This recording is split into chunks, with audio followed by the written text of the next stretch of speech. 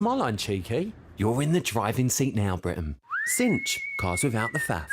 UK mainland delivery only. T's and C's apply. Now we're gradually coming out of lockdown. We can get together again outside. Have a picnic for 6 in the park. Separate blankets and lots of space, obviously.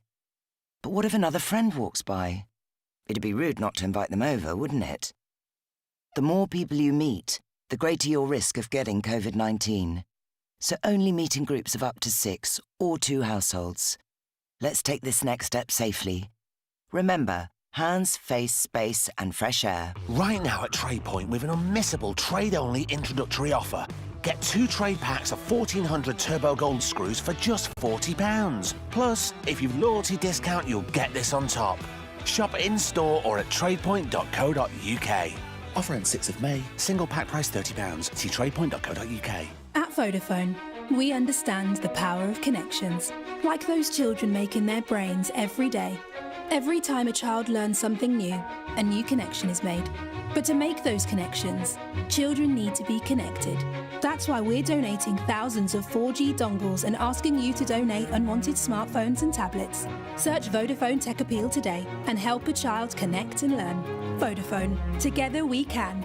For info and terms, visit vodafone.co.uk/techappeal. Yesterday, you weren't thinking about your money. You were thinking about how long those roadworks in town are going to take. But today, you are thinking about your money. So head over to the NatWest app and set yourself up a savings goal that'll help you keep on track when you save. Then tomorrow, you can look into getting a new bike. So you can start swerving past those lengthy tailbacks, knowing your money's in better shape than it was yesterday. NatWest. Tomorrow begins today. Eligible savings account required. App criteria apply.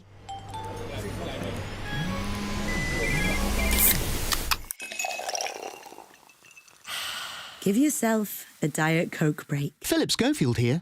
Have you ever thought about selling your car to WeBuyAnyCar.com and then thought, oh, I can't. I've got outstanding finance on it. Stop right there.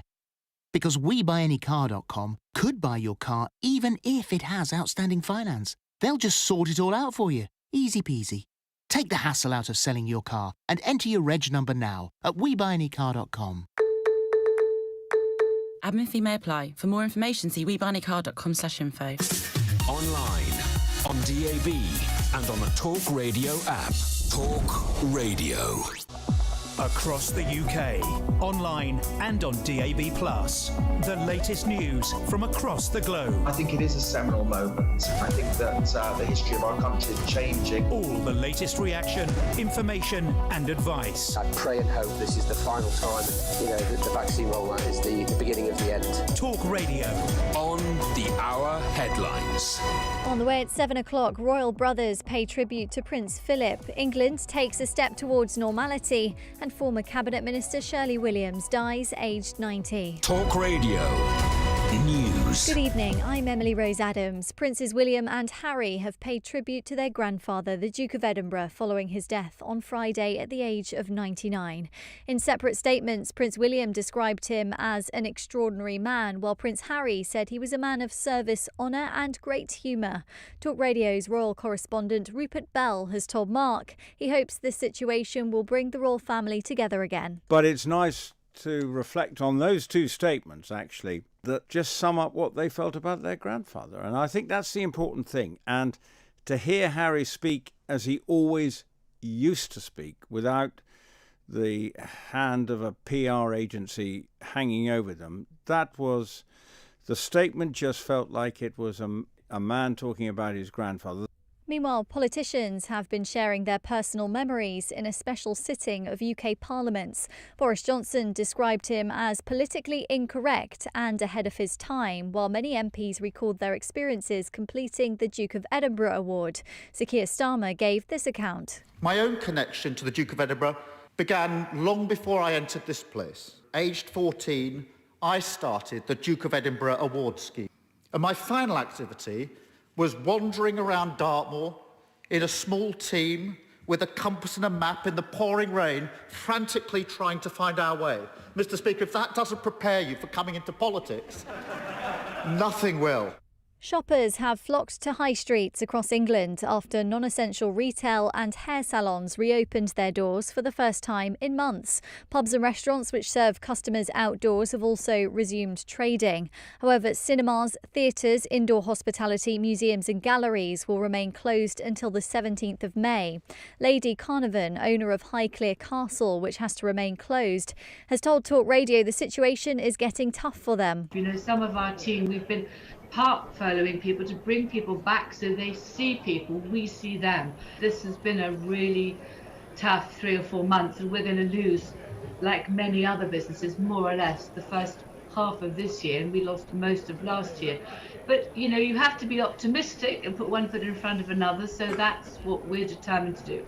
The former Cabinet Minister and Liberal Democrat peer Baroness Williams of Crosby has died at the age of 90. Shirley Williams was one of the so-called Gang of Four that founded the Social Democratic Party in 1981, having been a government minister the previous decade with Labour. Later, the party would become the Liberal Democrats, for whom she was a leader in the House of Lords for between 2001 and 2004. And an investigation is being launched into the collapsed financial company for which David Cameron lobbied ministers. The former Prime Minister admitted he should have gone through formal channels to obtain financial aid during the pandemic. Talk Radio National Weather. A largely dry and clear night. A few scattered showers are possible across Northern Ireland and Western Wales. A sunny start to the day tomorrow with patchy cloud and scattered showers for many later. Talk Radio. Evenings with James Whale on Talk Radio. Very good evening to you. Here we go, the James Whale Radio Show on Talk Radio and Talk Radio TV. Good evening. I am so flipping mad. Mad about everything. Mad about everyone. I mean, I cannot believe the wokeisms in the army. I can't believe, you know, when my very good friend Dawn Neeson goes off on one about, oh, the government have done this, the government have done that. The government have done what they thought was best. Would you want this country to be run by Keir Starmer and his mumbling, jumbling whatever? And you know, for goodness sake, people of the British nation, let's wake up. Let's smell the coffee. Let's make this nation great again. Yeah. What do you think of that? Nice. I was thinking that as the opener, but I'm not sure. No, it's good. Stick with that, yeah. Should we stick with that? Yeah, man. Okay. Right. If you want to call us, 03444991000. You can get on phone, call us. And call us and say something interesting. Say something useful. Say something productive tonight. You don't have to come on tonight. It's nice when you do. You don't have to come on tonight and tell us how wonderful we are. No, although it does help. But we would like to see right. you as well, but we don't have to see you. We don't have to see you, but we would love to see you on Talk Radio TV as well. Good evening. Across the UK, James Whale on Talk Radio. So Dawn was going on about the collateral damage and people dying because they couldn't get out or they couldn't be treated because of the COVID pandemic. Now, it is tragic. It's very tragic when anybody dies, but everybody does. And I'm more aware of that than most. Once you come to terms with the fact you're going to die, you get on with it and hopefully live your life. And now things are getting back to normal. I had a great day in the pub, Ash. It was a shame you couldn't come to the Hootie and join us, but there we are. Yeah. It's getting back to normal, and I think perhaps the government now, with hindsight, might think of changing it slightly, because the complete and utter lockdown of the nation is difficult to bear for all of us. But you can't blame the government. This has never happened before. This is a world situation. The rest of the world is in a worse situation than us. If you want to go to Europe, you know, they are in so much trouble in Europe, goodness only knows what's going to happen to them. So we've done much better over here. Let's start giving them a little bit of praise. Yeah, let's if not you blow want to it. comment, yeah, exactly. Let's not blow it. You know, let's actually start, calling. Well, you can't use that expression anymore. Let's actually start telling it like it is. If you want to criticise Boris, criticise him for his appalling haircut he's just had. There's no excuse Has for he? that. There I haven't really seen isn't. that. Oh, it's What, just worse than what it is was. normally? Yeah, worse, much worse. Didn't know it could be. Yeah. We're going to talk about wokeism in the army. The other thing I want to talk about is the death of Prince Philip is something that this country has to respect and understand. He has been a great man. much undervalued, I think, by a lot of people, and not really, informed. A lot of people weren't informed properly about what he had done and what he did do. There's a woman in Canada called Karen Gier, or something like that, who works for the flipping Guardian newspaper. Apparently they've disowned her. She was disgusting in what she said about the death of Prince Philip. Now, I'm trying to get her on, but I don't think she's got the guts to get on. And other people I want to have a go at tonight. And you are more than welcome to come on the James... Sorry, let me do my collar. Do you like this new shirt, by the way? Let's have a look. Let's let the dog see the rabbit. Yeah. Have you got a jacket on underneath? No, I've got a jacket on over the top. What is it? What sort of shirt? I mean, I can't really see. It's too zoomed in. It's white and blue. I mean, it's sort of like someone's got a pot of paint and thrown it over you. Yeah, that's exactly the look I was going for. Yeah, But yeah, it's no, black it does. on It the looks collar like there, that. you Yeah. see. Anyway, these people, and I take it we've invited each and every one of these people on the programme, as I asked. The West Berkshire Local Government Branch of Public Sector Union Unison referred to Prince Philip as a bigot. That's because they are thick and stupid. Ravka Brown, editor of the Jewish media platform Vashti, is that right? Is that the right expression? Vashti. Yeah. There was a Queen Vashti, I think, yes. Yeah.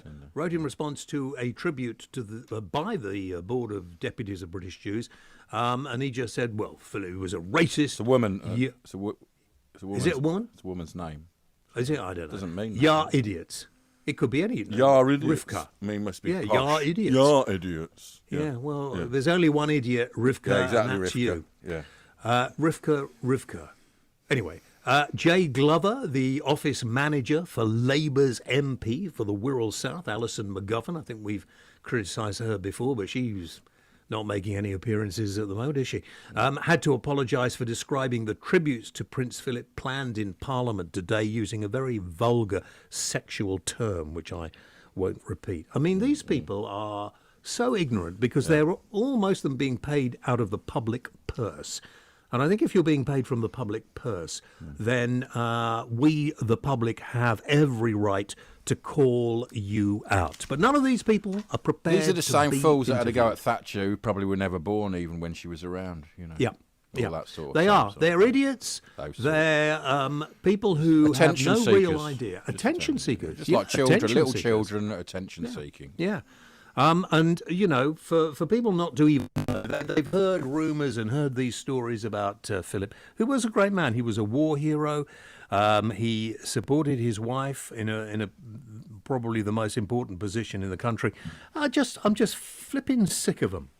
Sick of them. Yeah. So if any of them want to come on, not one Republican wanted to have their say today because they're absolutely, I nearly use a rude word there, completely scared. Yeah.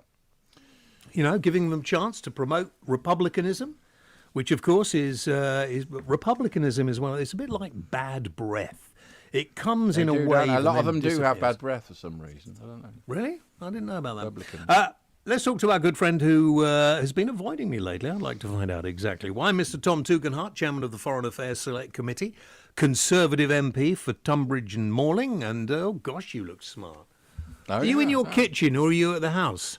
I'm at the house. Do you want to look around the office? Yeah, yeah. Is that your office? It's got kitchen that's my office. cabinets. Lovely. There you go. Yeah. Oh, that's my nice. office. Beautiful.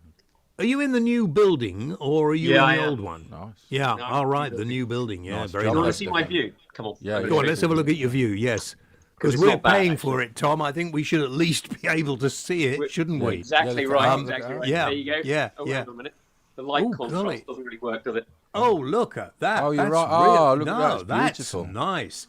Well, now, that do you is know not the bad. interesting... Yeah, if you look, have you got a river view nearly or not? Yeah, sort of. Hang on a minute. I'll point you at the river. Yeah. You could. You Oh, can yeah, see you it can at see the now. bridge. You can see a little bit. Yeah. Beautiful, yeah. Do the cabinet ministers have the better offices with the river view? They have much better offices. I'm in the cheap seats. You know that. I can't believe it. I can't believe it. You know, the interesting thing before we talk about that building, Tom, is that it actually, apparently, I'm told, can withstand a small nuclear blast. I Did don't you know know whether that? I'm pleased that it can or I'm slightly concerned that was one of the planning considerations. We talked about it some time ago, didn't we, Ash? Yeah, That but they'd building probably is- drop a big nuclear blast on London, wouldn't they? They wouldn't mess about with small ones. Well, no, it is apparently so terrorist-proof, that building, that nothing is going to affect it. Well, I've heard they've got under the Thames there's all secret shelters, so that's where I'm going when it's. Let's not test this theory. Let's okay? not test it. Yeah. No, let's not test it at all. But there's all sorts of things going on we don't know about. That's the main thing. Let me just ask you, before we go any further, the tributes to the Duke of Edinburgh today in the House of Commons, do you think enough people turned up? Yeah, look, I mean, a lot of people did turn up, and the reason that there were quite a lot of spaces is because we're still on the. I was going to use a word there. Still on social distancing inside the chamber, and so you can't get more than 40. I can't remember what it is, 40 or 50 people inside the chamber. So it looks pretty empty, but actually it's sort of one in, one out. If you see it. Yeah. So there's actually more people speaking. I think there's something like 150 people speaking this afternoon, which is about, if you have any more than a minute or two to speak, that's about the maximum you can get in. Yeah, and still they're socially distanced, but some of them are wearing masks. They looked stupid and pathetic, and I wish you wouldn't wear them. Are you told to wear them? We are strongly encouraged, I think, is a polite Well, way tell of them to putting it. tell whoever encourages you, the chief whip or whoever it is, to go and take a running jump. James, the chamber might be full of aerosols. If it was the chief whip, I would, but it's the speaker, and the speaker actually does decide who can speak, unlike the chief whip. So what I is do the tend point? to This listen is to the speaker. this is the same way I was in the pub today, and bless them, the waiters and waitresses were all wearing masks, and nobody sitting down being served was. And I said, it's very nice of you, but as an elderly person, I've had 2 jabs, and if you want to take it off, please do. No, but it's walking round. You have to wear a mask. When you're sitting, you don't for some reason. Yeah, but it's rubbish. I'm sorry, but it's rubbish. In fact, some medical people have said none of these masks get washed. Certainly the ones that I ever wear because I feel I have to. Although I've got medical reasons not to, I don't have to wear a mask. And sometimes if I want to start an argument publicly, I do. But they don't really They save stop anybody droplets from of anything. spittle. You know when you talk to me and droplets of spittle come and hit my face? I don't get that close to you. It would stop that happening. I don't get that close to you. No, not. They're all sitting miles away from each other in the chamber. I had a real go on Twitter today at the Sky News reporters, and there was one in a gym. Nobody in the gym wearing any face masks, all pumping iron and doing everything. And this bloke, you could only go, and not, it's just stupid. And it's just sort of, just trying to make a statement. And they haven't opened And the it's- saunas or the steam rooms, so there's no real point, because that's my reward when I go to the gym. Is it?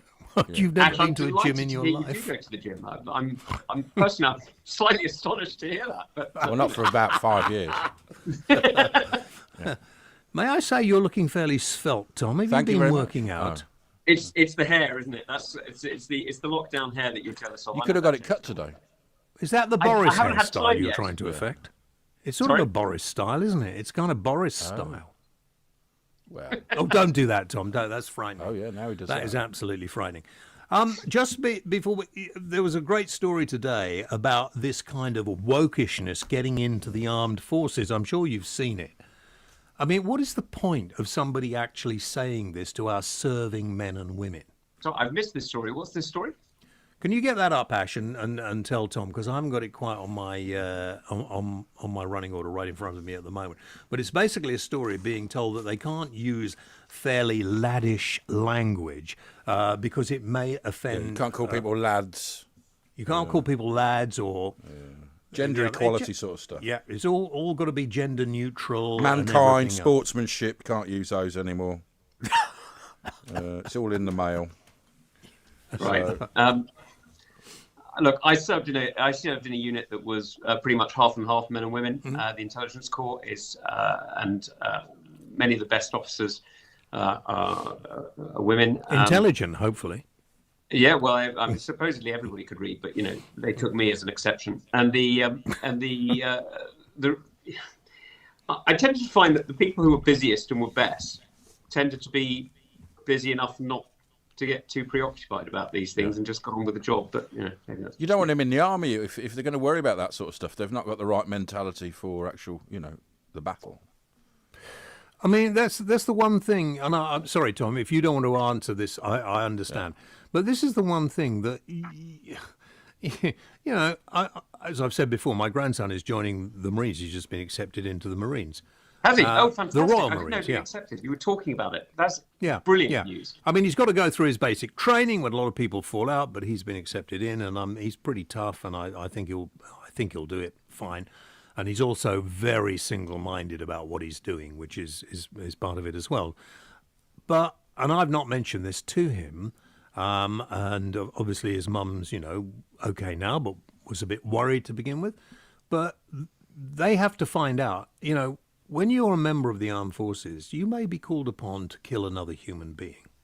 You won't have time to ask whether you're doing it in the right way, the wrong way, whether you're being politically correct about it. And it may actually mean you are defending some of your mates who are fighting alongside you. And that is, it's not going to happen to everybody. It's not, but that is something that if you join the forces, you are at some point going to have to consider.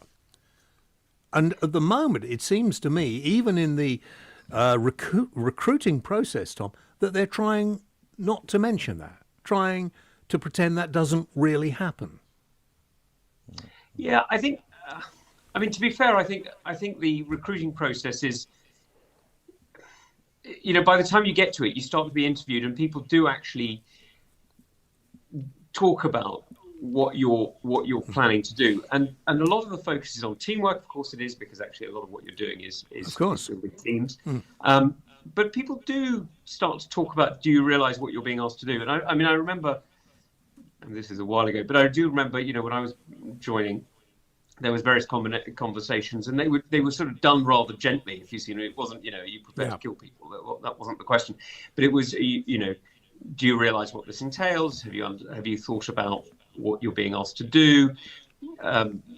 What do you think about direct orders? Do you understand why, you don't discuss orders, you obey them? It was a sort of, it was a process of having a conversation about it, rather than being too, if you like, brutal about it. And I thought it worked well as a system. Now, I'm 20 years out from recruiting now, so I don't know how it's being done now. But I'd be surprised if the armed forces were going soft on it. I mean, people like Mark Colton-Smith, who's the chief of the general staff, or indeed Tony Radakin, who's the first Sea Lord. They're no softies. No, I think this is all coming from those people within the MOD who pass out the orders and information to how there's a problem with the recruiting at the moment. They're not getting enough people in. There's this kind of everybody's got to be fair to everybody a view. But the point that you make is a very good point. There is no time for discussion when you join the armed services, because if you are given an order, it's not a question whether you are, well, okay, I kind of agree with that, but you do it. You don't, you don't discuss it with the captain or the sergeant or, whoever's giving you the order. You do it. Do you know the joke about the Duke of Wellington when he became Prime Minister? No. Go on. So it was said that he had his first cabinet meeting, and he walked out of there and said to one of his friends, "It's extraordinary. I gave them their orders and they wanted to discuss them."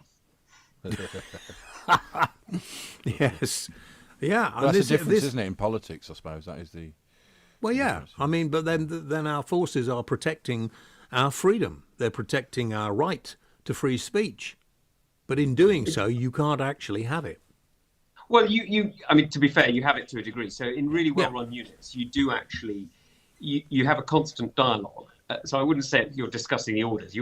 Once the orders are given, as in, what you're trying to achieve, then you may discuss how you do it. And there you listen to everybody up and down the chain of command, right? Because you want to have, you want to have as many eyes as possible, as many brains as possible on the question.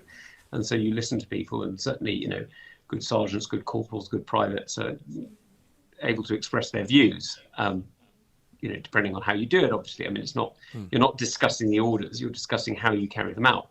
But it's, it's challenging, but I have to say, it's still good fun. Briefly, have you got any thoughts on the naysayers on the death of the Duke of Edinburgh? A number of people trolling, a number of people from the opposite side of the House of Commons having a go at his heritage, and I find that quite appalling, to be quite honest. Look, this is a guy who had the choice a long time ago. Could have been a Playboy prince, like his dad. Could have gone and gambled in Monaco or whatever, spent his life wasting his life away. He didn't. He joined the Navy, served in active combat. In fact, even as a boy, laughed at the Nazis. He was at school in Germany, and one of the reasons that he was sent to school in England was because every time they did the Heil Hitler salute, he laughed at them. And his mother actually protected some Jews, didn't they? And she got recognised. That's right, she did. At Yad Vashem. She's righteous amongst the nations. That's exactly why she's buried on the Mount of Olives. And she hid a Jewish family in, I think it was in Greece. I may have got that wrong, but she was a nun anyway, and she hid a Jewish family.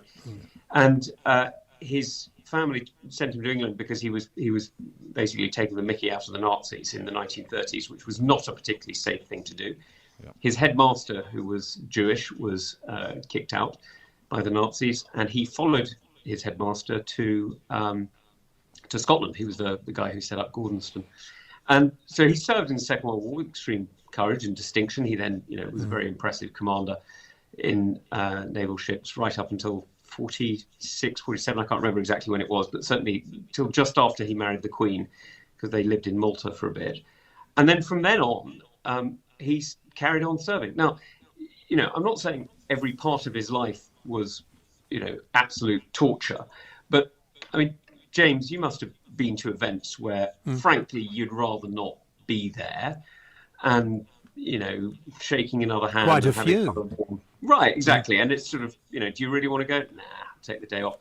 And most of us would every now and again take the day off. And certainly by the time we got to 60, we'd start taking the day off. And definitely by the time we got to 70, and absolutely no way at 80, he was still turning up to, openings and events well into his late 80s, early 90s.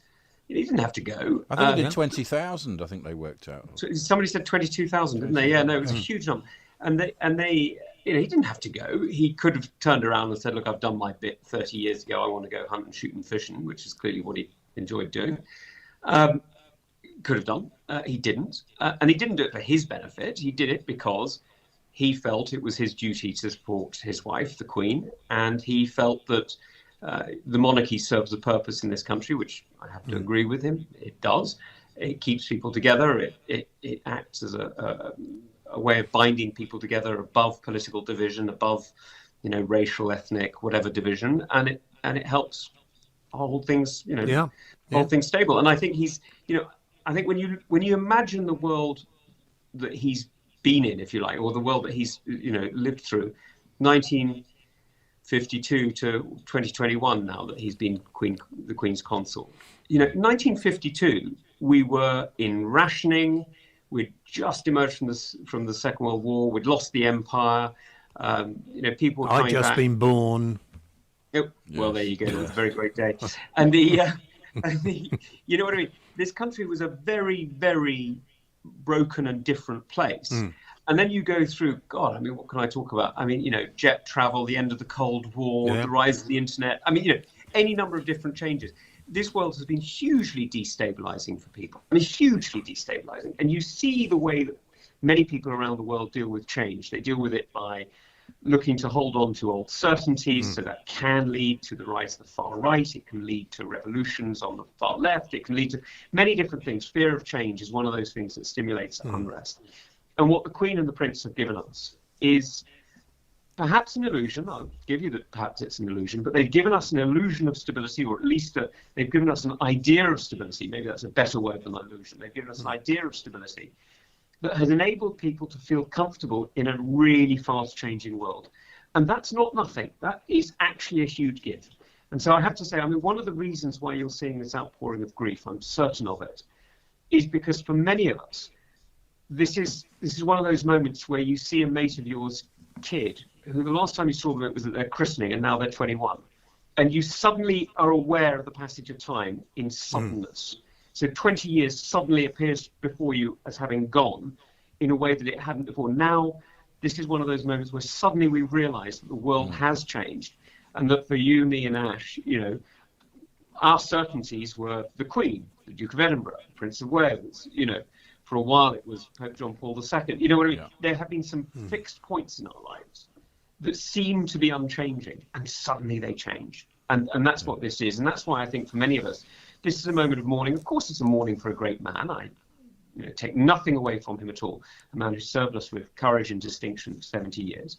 Of course, it's the mourning for, the husband of a queen who we respect and think extremely highly of. But it's also the mourning for ourselves. It's the mourning for ourselves, watching time pass, watching ourselves age, and realizing that we too are not eternal. And that, I think, for all of us is sobering. Well, I think that was a very nice tribute, Tom. Thank you very much indeed for doing it. And I hope that people actually learn about what the Duke of Edinburgh did, because I think he did keep himself fairly private, and people in the media are responsible for a lot of them for Mickey taking and reporting things he said. Well, environment, he was ahead of the game, wasn't he, with all the saving the animals and. Tom, thank you very much indeed. The Conservative Member of Parliament for Tunbridge and West Malling, Mr. Tom Tugendhat. We're going to take a little break. We'll talk more about the Prince of Wales, the Duke of Edinburgh and his family, including the Prince of Wales. And also, I want to have a few words about something else as well, relating to this, but you'll find out what when we come back. Ooh. Across the UK, online, on DAB+, and on your smart speaker. Children do need structured sport and structured activity. Talk Radio. Philip Schofield here. Did you know you can sell your car to WeBuyAnyCar.com in 3 simple steps? 1. Get a quote online in under 60 seconds. 2. Book an appointment at your local branch, usually no more than 15 minutes away. 3. After a quick once-over, they'll send the money to your bank. Easy as pie. To find out how much your car's worth in 60 seconds, enter your reg number now at WeBuyAnyCar.com. Admin fee may apply. For more information, see WeBuyAnyCar.com/info. Now we're gradually coming out of lockdown. We can finally meet up again outside. But we want to do more than just meet up, don't we? Would a quick hug do any harm? Around 1 in 3 people who have COVID-19 have no symptoms and are spreading it without knowing. That could be a friend, a relative. It could even be you. It's hard, but don't get too close. Let's take this next step safely. Remember, hands, face, space, and fresh air. New Coca-Cola Zero Sugar. Best Coca-Cola ever. Yes, no. Yes, yes, no. Yes, no. Try it now and decide. I need to try it first.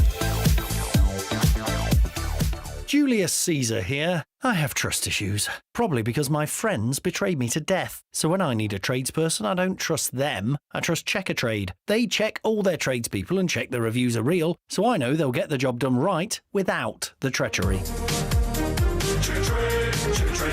Recommendations you can rely on. As we start getting back out there, capture long-awaited moments on the incredible iPhone 11 Pro. With its triple camera system and ultra-wide, you'll get the perfect pictures. And now at Vodafone, you can save £262 and get a huge 100 gigabytes of data for just £59 per month and £29 up front. Go online today. Together we can. Vodafone. CPI plus 3.9% increase each April. Offer ends 27th of April. Minimum term agreement, 25 gig roam fee, use credit check and terms apply. Saving info at vodafone.co.uk. It's time to invest in the future.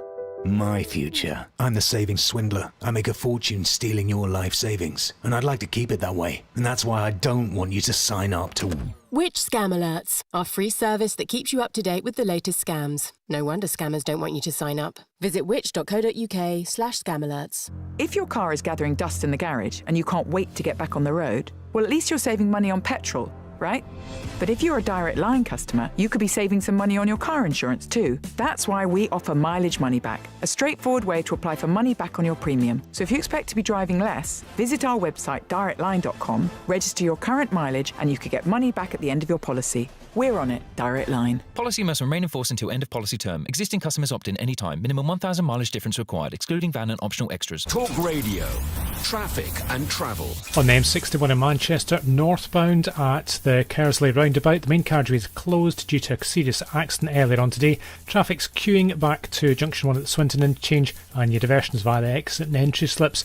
M6 North, Junction 2 Coventry to 3 at Nuneaton. Lanes 2 and 3 of 3 remain closed with 5 miles of queues. It's all down to recovery of an overturned van. A47 at Norwich, both directions between Ipswich Road and Loddon Road, with the outside lane closed and queues due to emergency repairs. I'm Stuart Watt. 5. The Kia countdown to going hybrid has started. 4. With 4 stunning hybrid cars, including the Kia Sportage, Exceed, Niro and Stonic. 3. All come with 3 amazing offers until the end of May. 2. First 2 services free, 2 years roadside assistance. 1. And the big one? 0. That's right, 0% APR. It's time to go hybrid with Kia. Search Go Hybrid with Kia today. Kia. Movement that inspires. 0% APR available over 24 months with minimum 20% deposit. Kia Finance. Across the UK, James Whale on Talk Radio.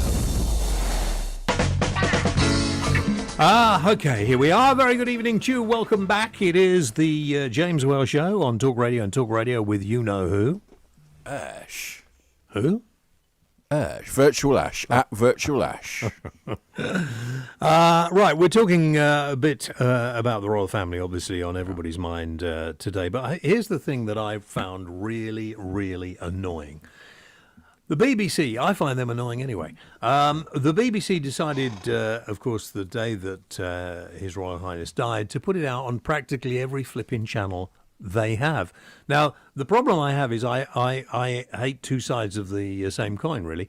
The fact the BBC decided to put it out BBC One, BBC Two, BBC News and BBC Parliament seems ridiculous. Then the BBC decided to put out a dedicated website for people to complain. Oh, yeah, a web form. Yeah, a web form thing, yeah. So that they could then say to the government, I presume, see? So many people love the BBC, we must stay. The BBC's a spent force, it should be got rid of.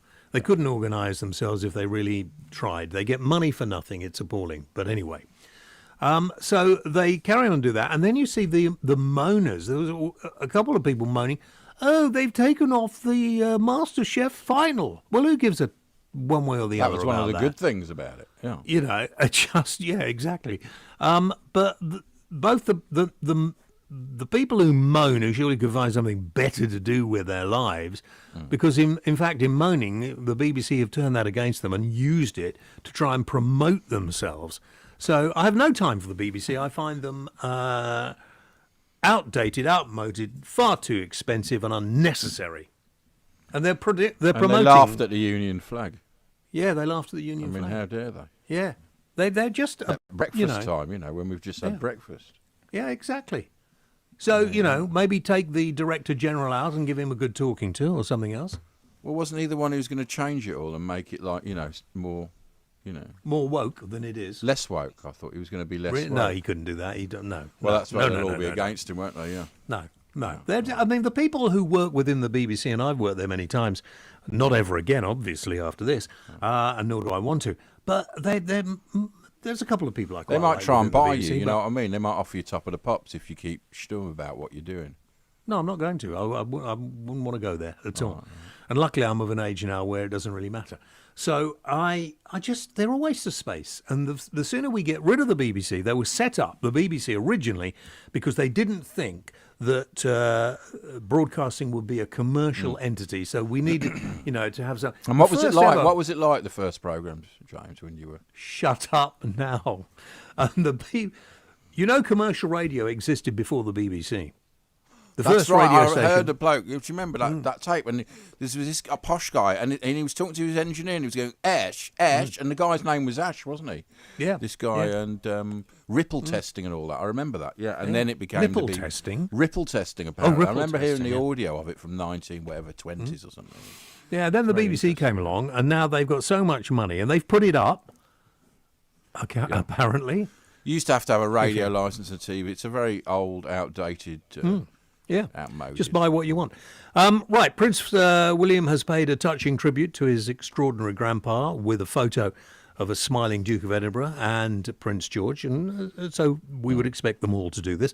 Let's talk to Charles Ray, the former royal editor for The Sun. Charles, good to see you. Good evening.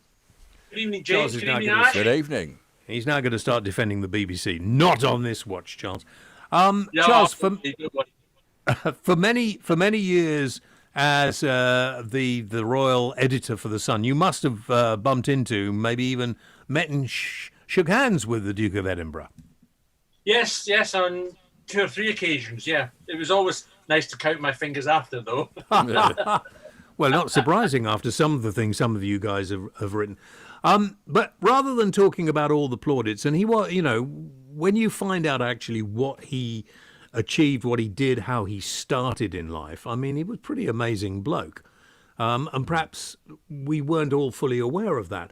But some of the numpties, to steal an expression from my friend on Talk Sport, some of the criticisms of him from some young politicians, some union people, are just quite appalling, because they're showing how stupid and thick they are. Yeah, you're absolutely right, James. And these are the sort of people who, before we had the Twitter and Facebook and the new technology, they used to write to us in newspapers. I'm sure you remember this as well. I do. They used to write to us in newspapers in green ink. And you always knew that they were the nutty people, and you put them in a pile and you didn't have to bother with them. And these are the same sort of people who now are able to talk about anything that they want with very, very little knowledge about anything. They just want to criticize. And I find it appalling and actually disgraceful that some of these people are saying these sort of things about a man who has shown devoted service not only to his wife, the Queen, but to the country and internationally as well. I mean, you're absolutely right when you said right at the start in life that he had was enough before he even joined the royal family, but there was enough there for any scriptwriter to put up a good idea for a Hollywood film about this man's life. Forget about the royal family bit, then you got the royal family, and it's quite incredible. But they are like caricatures. They're like Rick from The Young Ones, aren't they? Just calling everyone fascist and racist. They are like children, just sort of. Well, yeah, except Rick was doing it to get a few laughs. So there's nothing humorous about these guys. This woman in Canada, Karen Gear or something, who apparently was a journalist for the. Is the Guardian still going? I mean, why does anybody read that page? I can't believe I don't think it is. No. No, I'm with you, and I have to say that I saw this tweet from this idiot who claimed she was a writer for the Guardian. I mean, even the Guardian went out of its way to say that she'd only ever written for them once and had nothing to do with the paper. They were so appalled by what she was saying that they just didn't even for the Guardian. So they had to tell its reader that they didn't have anything to do with this. Too bad even for the Guardian. I mean. Yeah, I'm not going to repeat it, by the way. If you didn't see this tweet, it was just nasty and unnecessary. And quite frankly, I hope she doesn't ever think of coming to the United Kingdom, because we don't want the woman here. No, I agree. I totally agree with you. When I saw it, I was just appalled when I saw it. Absolutely appalled. Now, here's the thing, Charles, or Charlie. I know you prefer to be called.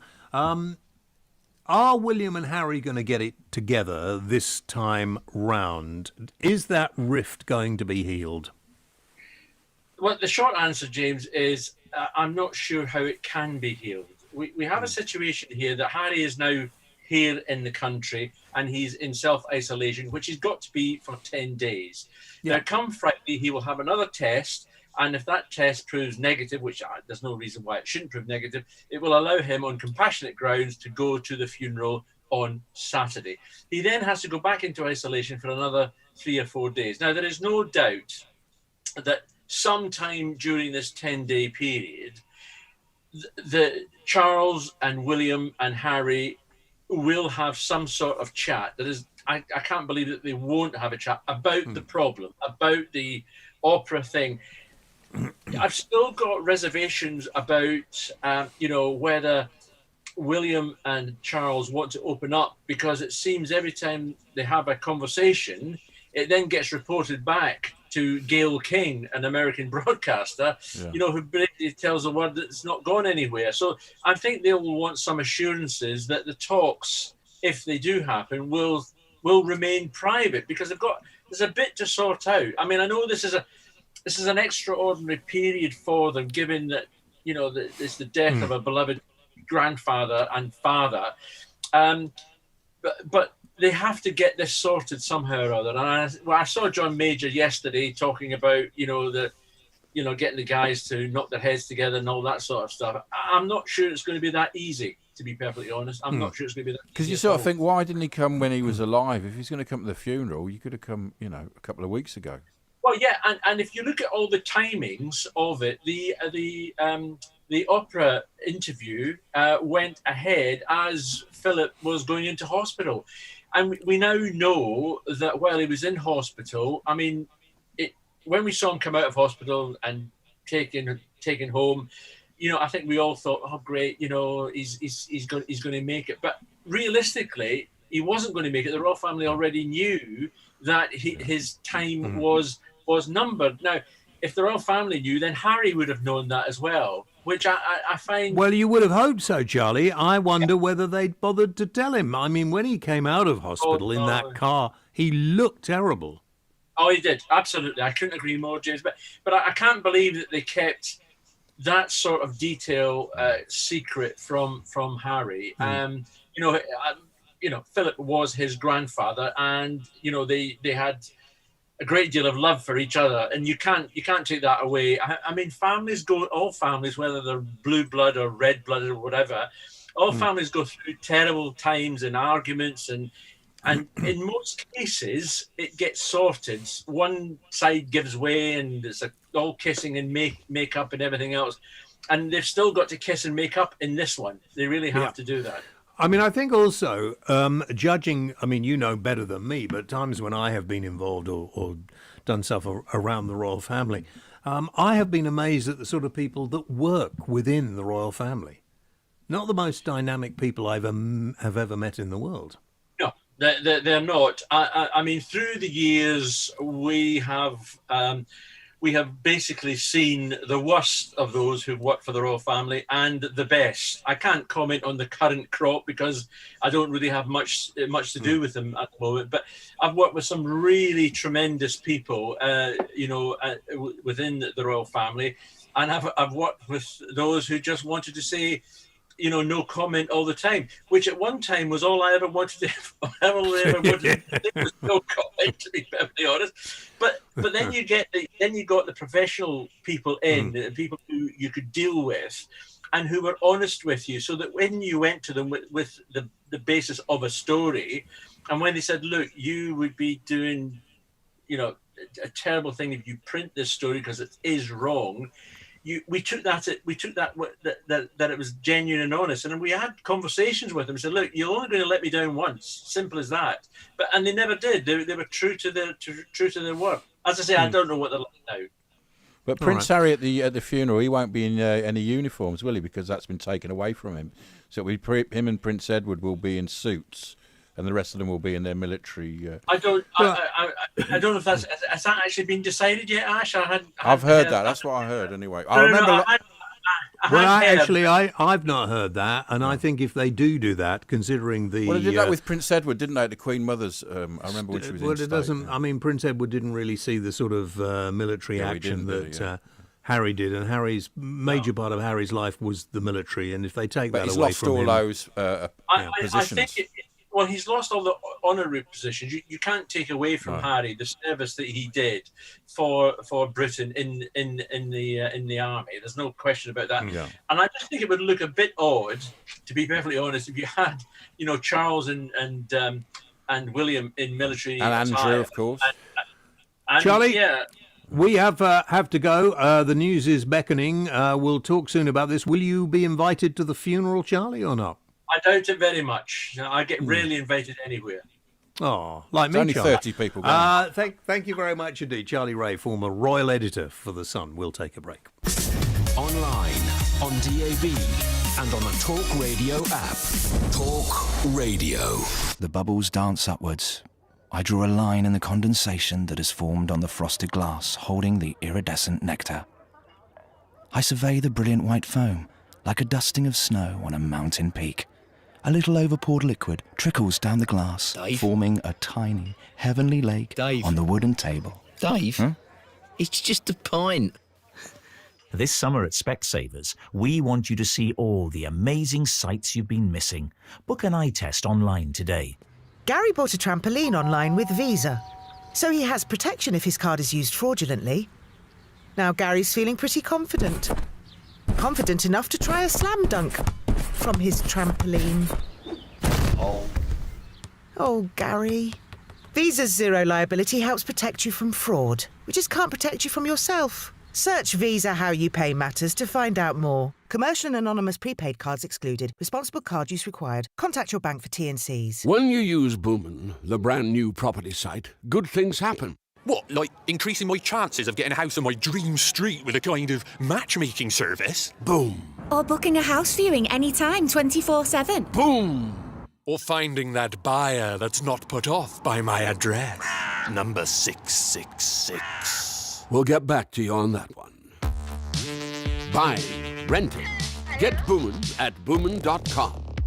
Confirmation required for viewings. As we start getting back out there, capture long-awaited moments on the incredible iPhone 11 Pro. With its triple camera system and ultra-wide, you'll get the perfect pictures. And now at Vodafone, you can save £262 and get a huge 100 gigabytes of data for just £59 per month and £29 up front. Go online today. Together we can. Vodafone. CPI plus 3.9% increase each April. Offer ends 27th of April. Minimum term agreement 25 gig roam fee use, credit check and terms apply. Saving info at vodafone.co.uk. This spring, Disney Plus brings you more with Star. Here we go. More brand new originals like the Oscar-nominated Nomadland. I'm not homeless. I'm just houseless. New shows like Dollface starring Kat Dennings. I'll see you there. And Grownish starring Yara Shahidi. You are so right. Plus series you love like 16 seasons of Grey's Anatomy. We need to calm down. And over 300 episodes of Family Guy. There's more to discover with Star. I'm ready. Only on Disney Plus. 18 plus subscription required. T's and C's apply. If your car is gathering dust in the garage and you can't wait to get back on the road, well, at least you're saving money on petrol, right? But if you're a Direct Line customer, you could be saving some money on your car insurance too. That's why we offer mileage money back, a straightforward way to apply for money back on your premium. So if you expect to be driving less, visit our website directline.com, register your current mileage, and you could get money back at the end of your policy. We're on it, Direct Line. Policy must remain in force until end of policy term. Existing customers opt in any time. Minimum 1,000 mileage difference required, excluding van and optional extras. Talk Radio. Traffic and travel. On the M61 in Manchester, northbound at the Kersley roundabout, the main carriageway is closed due to a serious accident earlier on today. Traffic's queuing back to Junction 1 at the Swinton interchange, and your diversions via the exit and entry slips. M6 North, Junction 2 Coventry to 3 at Nuneaton. Lanes 2 and 3 of 3 remain closed with 5 miles of queues. It's all down to recovery of an overturned van. A47 at Norwich, both directions between Ipswich Road and Loddon Road, with the outside lane closed and queues due to emergency repairs. I'm Stuart Watt. 5. The Kia countdown to going hybrid has started. 4. With 4 stunning hybrid cars, including the Kia Sportage, Exceed, Niro and Stonic. 3. All come with 3 amazing offers until the end of May. 2. First 2 services free, 2 years roadside assistance. 1. And the big one? 0. That's right, 0% APR. It's time to go hybrid with Kia. Search Go Hybrid with Kia today. Kia. Movement that inspires. 0% APR available over 24 months with minimum 20% deposit. Kia Finance. Across the UK, James Whale on Talk Radio. Welcome back. Nice to have you with us. We haven't got long before the news, but I think we can squeeze in a call and then maybe we'll do some texts. If you want to text us, 87222, start your text with the word talk. And you could tweet us at Talk Radio, at Virtual Ash, at The James Whale as well. Daniel is in Epsom, where I used to go to school. Daniel, good evening to you. Hey guys, good evening. How you doing? We're good. All right, man. So I was just going to say, when you look at the BBC, I think we don't. We have to. Well, do you know what? I've been watching more of it than anyone else. What do you like? What's so good then, apart from Football Focus? I quite like MasterChef, Great British Menu, Bloodland, Line of Duty. I think it's cool. Now hang on. Line of Duty is flipping. That's a video good. game. That's a video game. Man. Yeah, but it could easily be on ITV or it could be on Netflix or something. In fact, it will probably be on Netflix before long. Yeah. I think Call the Midwife is probably one of the best programs around at the moment. It's brilliant. You watch that? God, that's disgusting. Oh, that's well. Anyway, Daniel. Okay, each to his own. It's a free country. I think what we have to try and do when you look at the BBC is split up the news side of it from entertainment, because I think what happened at Brexit is we all saw the kind of mask slip and we saw all the upper middle class lefty lovies and we saw the bias and it was clear and obvious, and I think that was wrong, right? But I think they're actually doing a lot right entertainment wise. So just using. But they can't compete with Netflix now. They haven't got the millions of pounds. You see the lavish productions. They can't compete with that anymore. They were. I don't see why. Why do I have to hang on? Why do I have to pay for the BBC? Who, you know, I know quite a lot about the workings of the BBC, and I can assure you that it's run like a flipping. Well, it's run a bit like the health service and various other bureaucratic organisations. Yeah. And it's just a waste of space and a waste of time. Sure, they do some great programmes because they can pay an enormous amount of money, but other organisations can do it too, and you can choose who you pay for. I don't like the idea that if I don't buy a licence, Daniel, I'll get some bloke knocking on the door and asking if he can come in and see if I've got a television on. No, you flipping can't. Go and get a police officer and come back. Yeah, but I kind of agree with you as well. But what I would hate to see them go completely, and also you're talking about Netflix, but the thing about Netflix is I find a lot of their programs dumbed down. They're for Americana. They're very kind of over. No, I think there are some of the best. I mean, it depends what you watch. But not just Netflix, but there is a limit to them. But there's there's the Amazon one now, isn't there? And there's Disney are doing one. Yeah, and they spend a lot more money. But it's like. They're spending billions now. Which there is the a BBC good. Can't compete with. I only got a minute left. I want to tell you, Daniel, on Netflix, there's a really great series. I've watched all of them now, called Snowpiercer. It's a bit gruesome in a way, but on a train. Yeah, have you seen it? Yeah, I've seen part of it. Yeah, Did you give up after a bit? Because often, if James recommends it, it means don't watch it. And if he says it's rubbish, give it a go. It's probably good. I mean, as much as I'd like to see the BBC change, and I think they have to, I'd hate to see them go completely because they are something special about these islands. And David Attenborough. There's something special, and I watch a lot of it now. And I would hate, yes, the model's wrong for today's market. Of course, anyone with a brain can see that. But we have to come up with some kind of halfway house or some way of keeping them. But I think you need to separate the politics from the actual entertainment side of it. I think, Daniel, you're right. I've got to leave you. Thank you very much indeed. We are taking a break for the news at 8. Online, on DAB+, and on the Talk Radio app. Such a terribly bizarre decision for these countries to make. Talk Radio. It was a crisp, cool morning. The sun was slowly creeping over the horizon, and there were moon pigs. Thousands of moon pigs. This little moon pig was off to surprise Deborah. This little moon pig was made in seconds, filled with love. And this mischievous little moon pig made Dad go ha ha ha all day long. For when it comes to birthdays, it must be a moonpig.com. Download the app now. When you use Boomin, the brand new property site, good things happen. What, like increasing my chances of getting a house on my dream street with a kind of matchmaking service? Boom.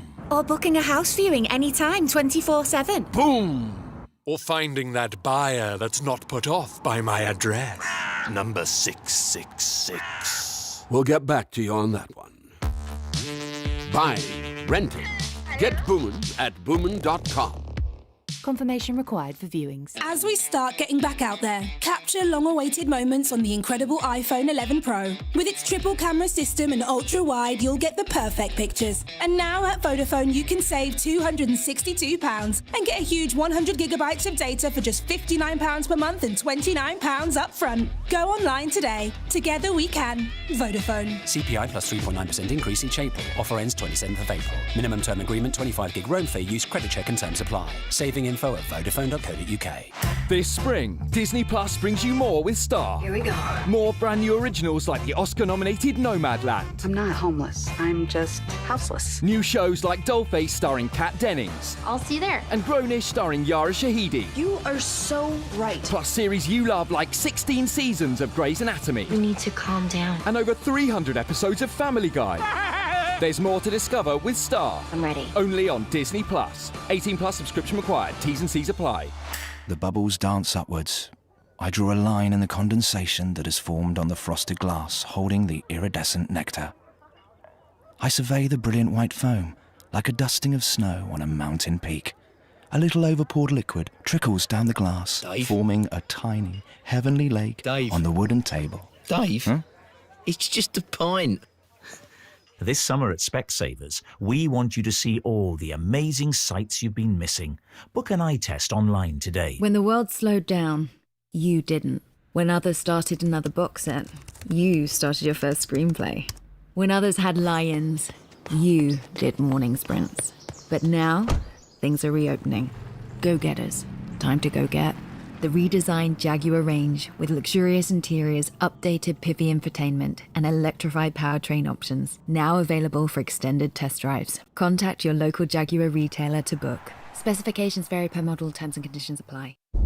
Online, on DAB, and on the Talk Radio app. Talk Radio. Across the UK, online and on DAB. Talk Radio on the Hour Headlines. From the Sky News Centre at 8, Princes William and Harry have been paying tribute to their grandfather Prince Philip, with the Duke of Sussex remembering his role as master of the barbecue. Special sittings of UK parliaments have been held to hear politicians' personal memories with the Duke of Edinburgh. Boris Johnson described him as politically incorrect and ahead of his time, while many MPs recalled completing the Duke of Edinburgh Award. Here's Northern Ireland's First Minister Arlene Foster. He showed, of course, that you can believe in the best of tradition and the inevitability of change at the same time. He redefined the role of a royal. Crowds have packed into pub beer gardens across England after they were allowed to reopen for the first time this year. There were queues of shoppers filling high streets too, thanks to the return of non-essential retail. Hairdressers, nail salons and zoos are all back in business as well. Police in the US state of Minnesota say an officer who fatally shot a black man intended to use a taser, not a handgun. The 20-year-old's death in Minneapolis yesterday led to violent protests. It happened not far from where George Floyd died last May.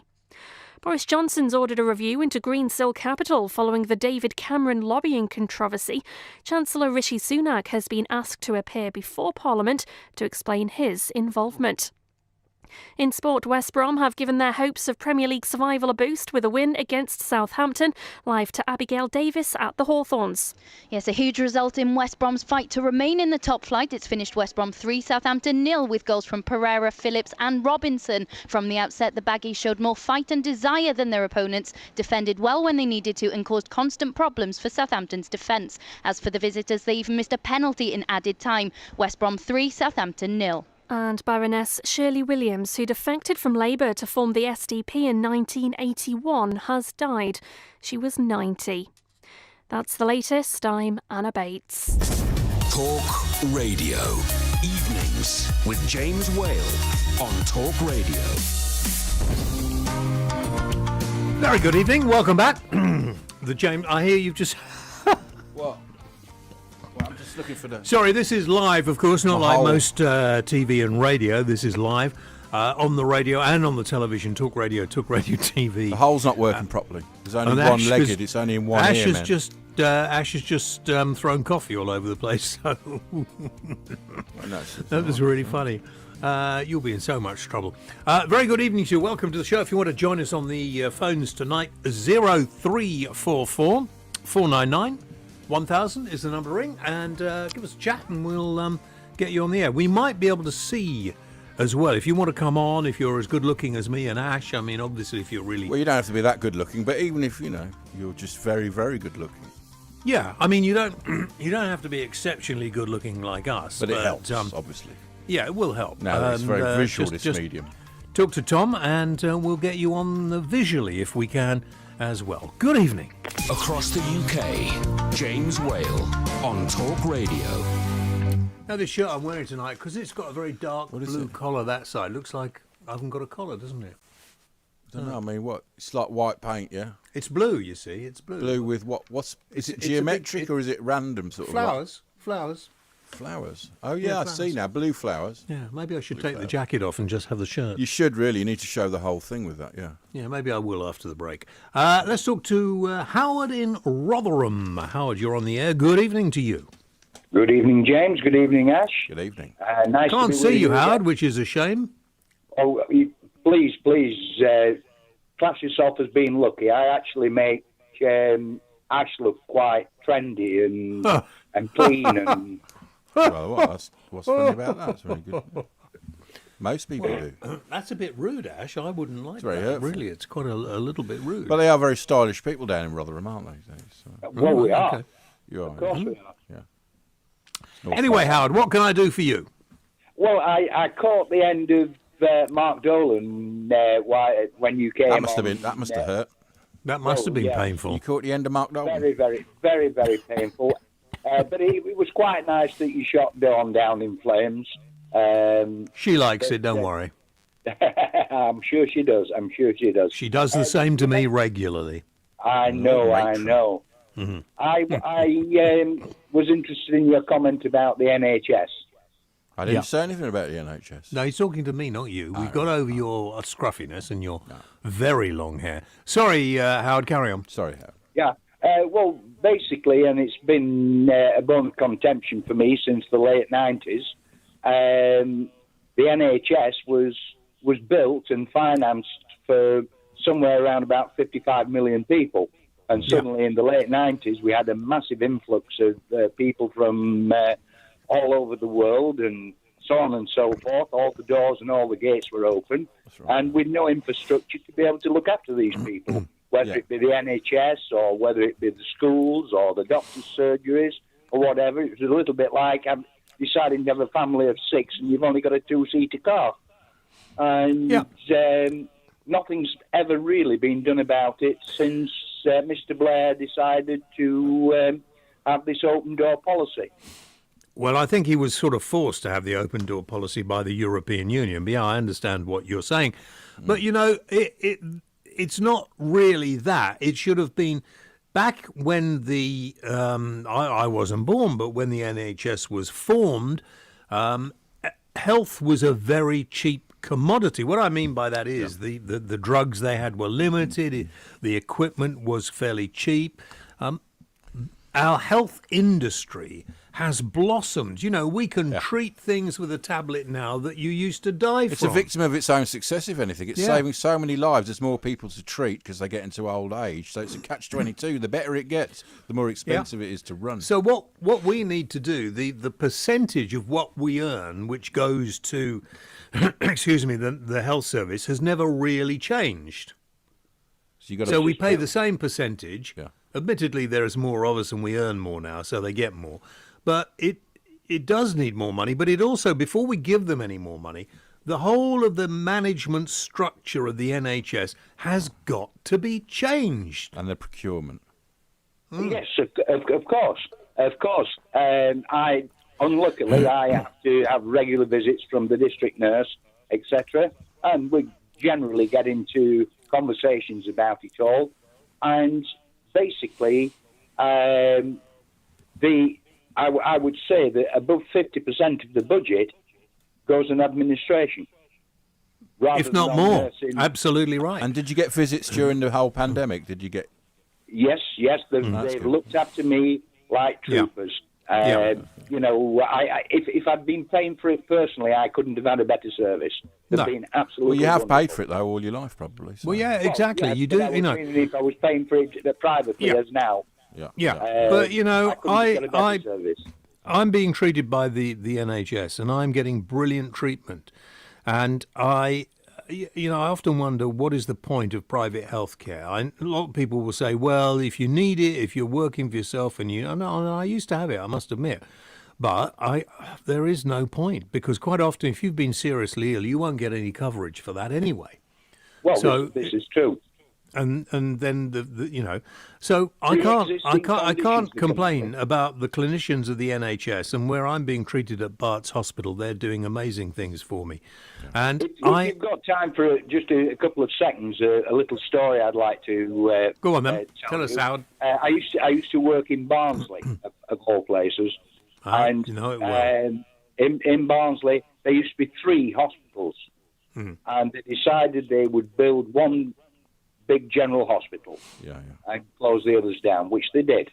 The only trouble was that all the administration from the 3 hospitals went to the new hospital, but they only employed half the nurses out of the 3 administrations.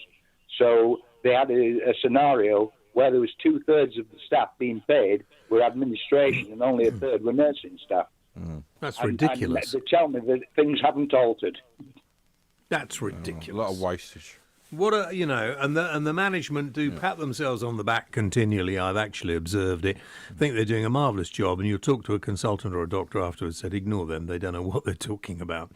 But the people at the coalface, for want of a better expression, are by the management time and well, again, you've got again. the bosses of these trusts are on, £300,000-400,000, like the university. Why? Exactly.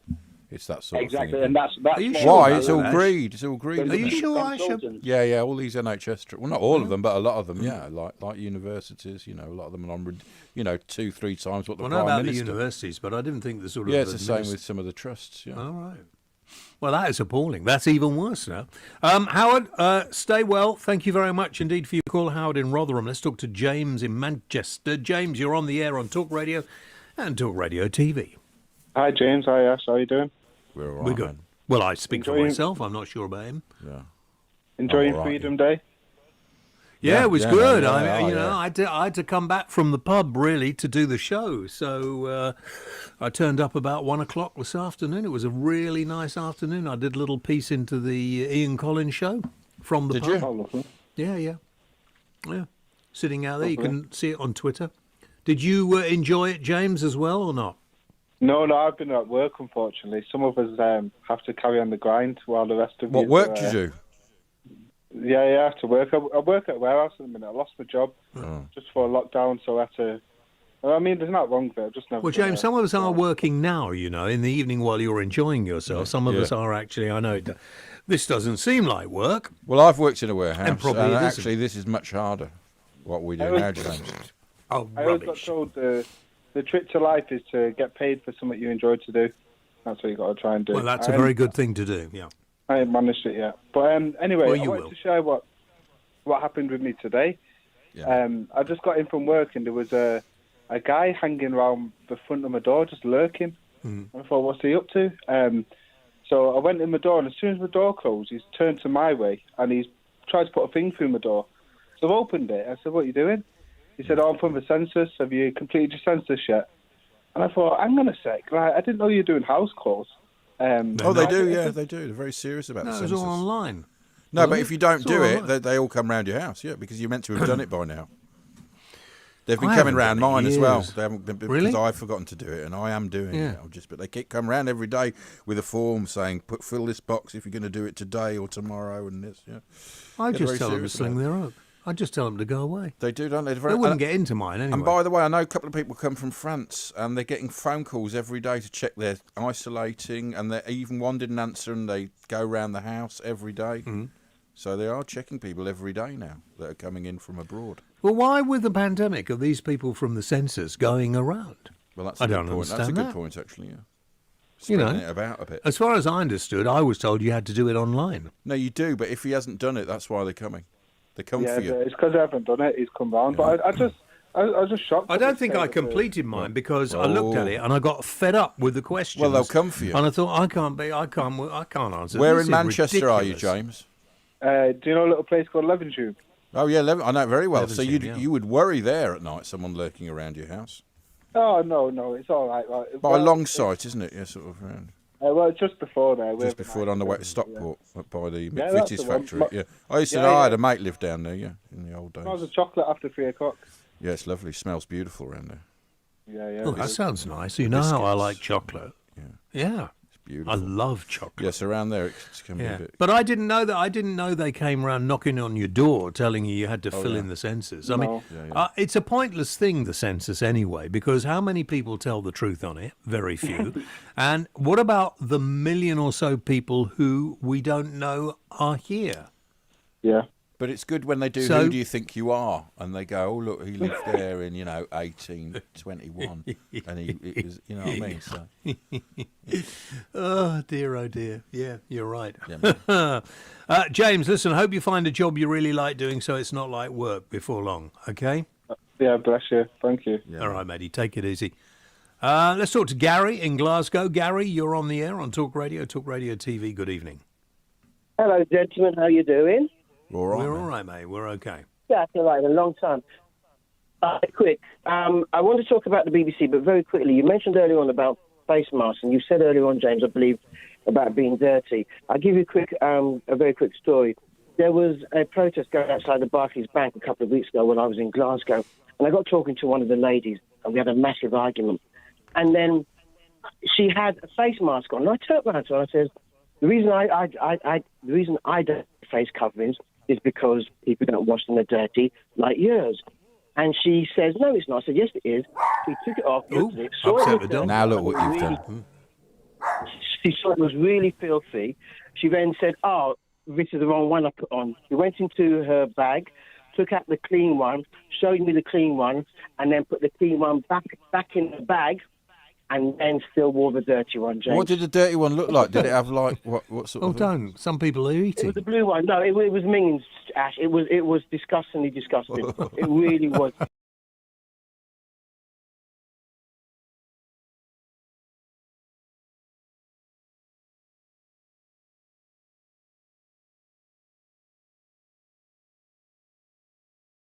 Amount of years ago, I rang up a local independent radio station. I said, do me a favour, any chance you can play any reggae? You know, I don't expect to play all day, just any chance of reggae.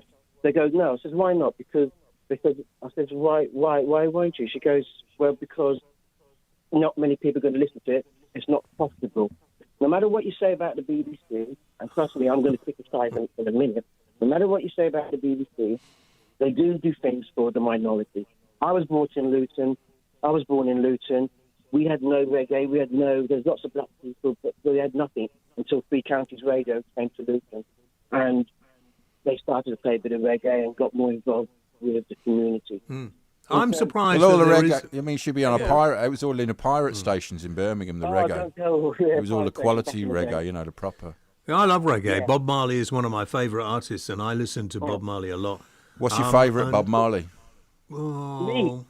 Mine's Hey Fatty Bum Bum. I'm not a Bob Marley person. I'm not a Bob Marley person, to be honest with you. How can you not be a Bob Marley? Who's your favourite reggae artist? Because I'm black and no. I'll tell you something, James. Bob Marley died in '83. I am an you penalise him for that? No. And I play my music walking down the street, and I play a lot of reggae. And a couple of kids come up to me, I don't know, 12 or 13 last year, and they said to me, Bob Marley. And I said, well, I think, how do they know about Bob Marley? Bob Marley died before these were even thought about. My point is that there was better artists. Bob Marley brought reggae to the massive. Exactly. But people like James Brown, John Holt, the list is endless. They are far better than Bob Marley. I don't know if I disagree. I disagree with that particular artist you mentioned because, I listen to a lot of reggae. I love reggae. In fact, I was very privileged to be able to meet in the very early days of reggae coming into this country Desmond Dekker, who sadly is no longer with us, I don't think. But is he not? No, I don't think he is. It's all a matter of taste. And the one thing about Bob Marley is he cut through different genres of music and different fans. I don't know about different genre because Bob Marley was a roots man. Three Little Birds was mellow, etc. But Bob Marley was basically roots, the Rasta, all that type of stuff. And you might like Lovers Rock, or you might like another form. I enjoy Lovers Rock. It was when he came to London, really, that he made his best sort of stuff, Bob Marley. Say that again, Ash? It was when he moved to London, wasn't it? And that's when he sort of...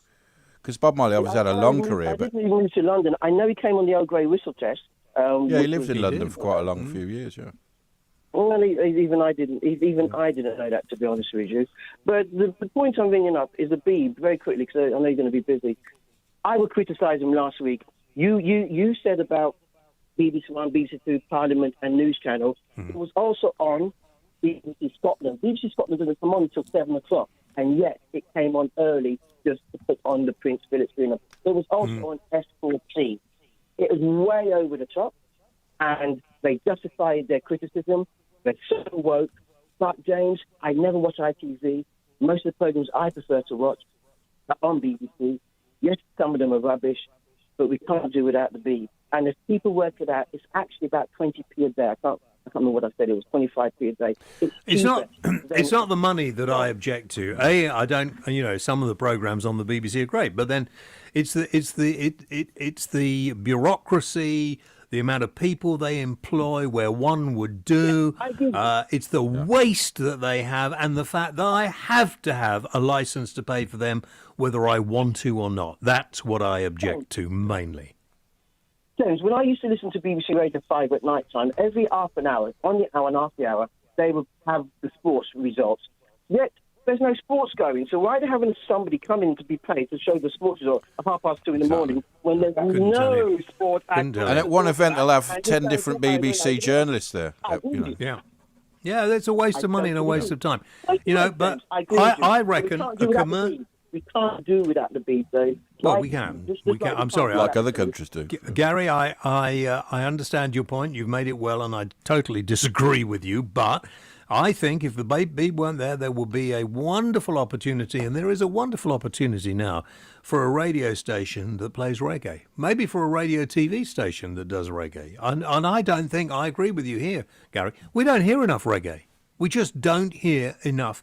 Whether it's lovers rock, whether it's roots, whether whatever sort of reggae you like, we don't. What about hear UB40? Enough. That's not reggae. Well, it is. In my opinion. Reggae. Gary, thank you very much indeed. Rats in the kitchen. Right, okay. It's more of a Mickey take of reggae, isn't it? What do you mean? No, it's good reggae. I think it's a Mickey UB40 take. is good reggae. Yeah. Is it? Yeah. Not really, I don't think. Is. Do you think so? You got a quick text? You want to fling in before I take the break? Evening, Ash James. Just returned from the local, having stopped in there for a drink with my wife. So disappointed that we still have to wear flipping masks unless you are seated. We're outdoors, for goodness sake. It still needs someone before we get back to normal. Needless to say, I'm not returning there until they wake up to themselves. Joke. It's a joke. Ben in Romsey. Well, when you get there, you've got to sit down anyway, and I didn't wear a mask at all. And I tell one of the waiters and waitresses that they'd... why they were wearing masks when nobody else was, I don't know.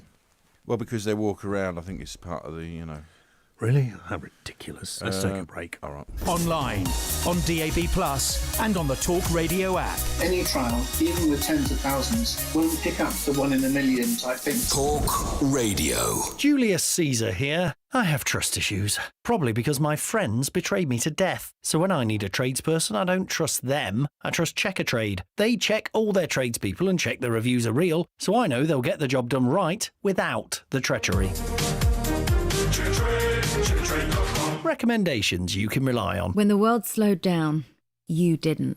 When others started another box set, you started your first screenplay. When others had lie-ins, you did morning sprints. But now, things are reopening. Go-getters. Time to go get. The redesigned Jaguar range with luxurious interiors, updated Piffy infotainment, and electrified powertrain options. Now available for extended test drives. Contact your local Jaguar retailer to book. Specifications vary per model, terms and conditions apply. New Vodafone Pro broadband. The only broadband with super Wi-Fi boosters for reliable Wi-Fi in every room. Or you can leave for free, guaranteed. So whether you're learning in the loft or streaming from the sofa, now you can be unstoppable with new Vodafone Pro broadband. Invincible broadband at an unbeatable price. From £35 a month. Vodafone. Together we can. Up to 3 boosters provided at no additional cost. Leave with no early termination fee within 30 days receipt of third booster if receiving speeds below 10 megabits per second. Terms and verification, vodafone.co.uk/broadband.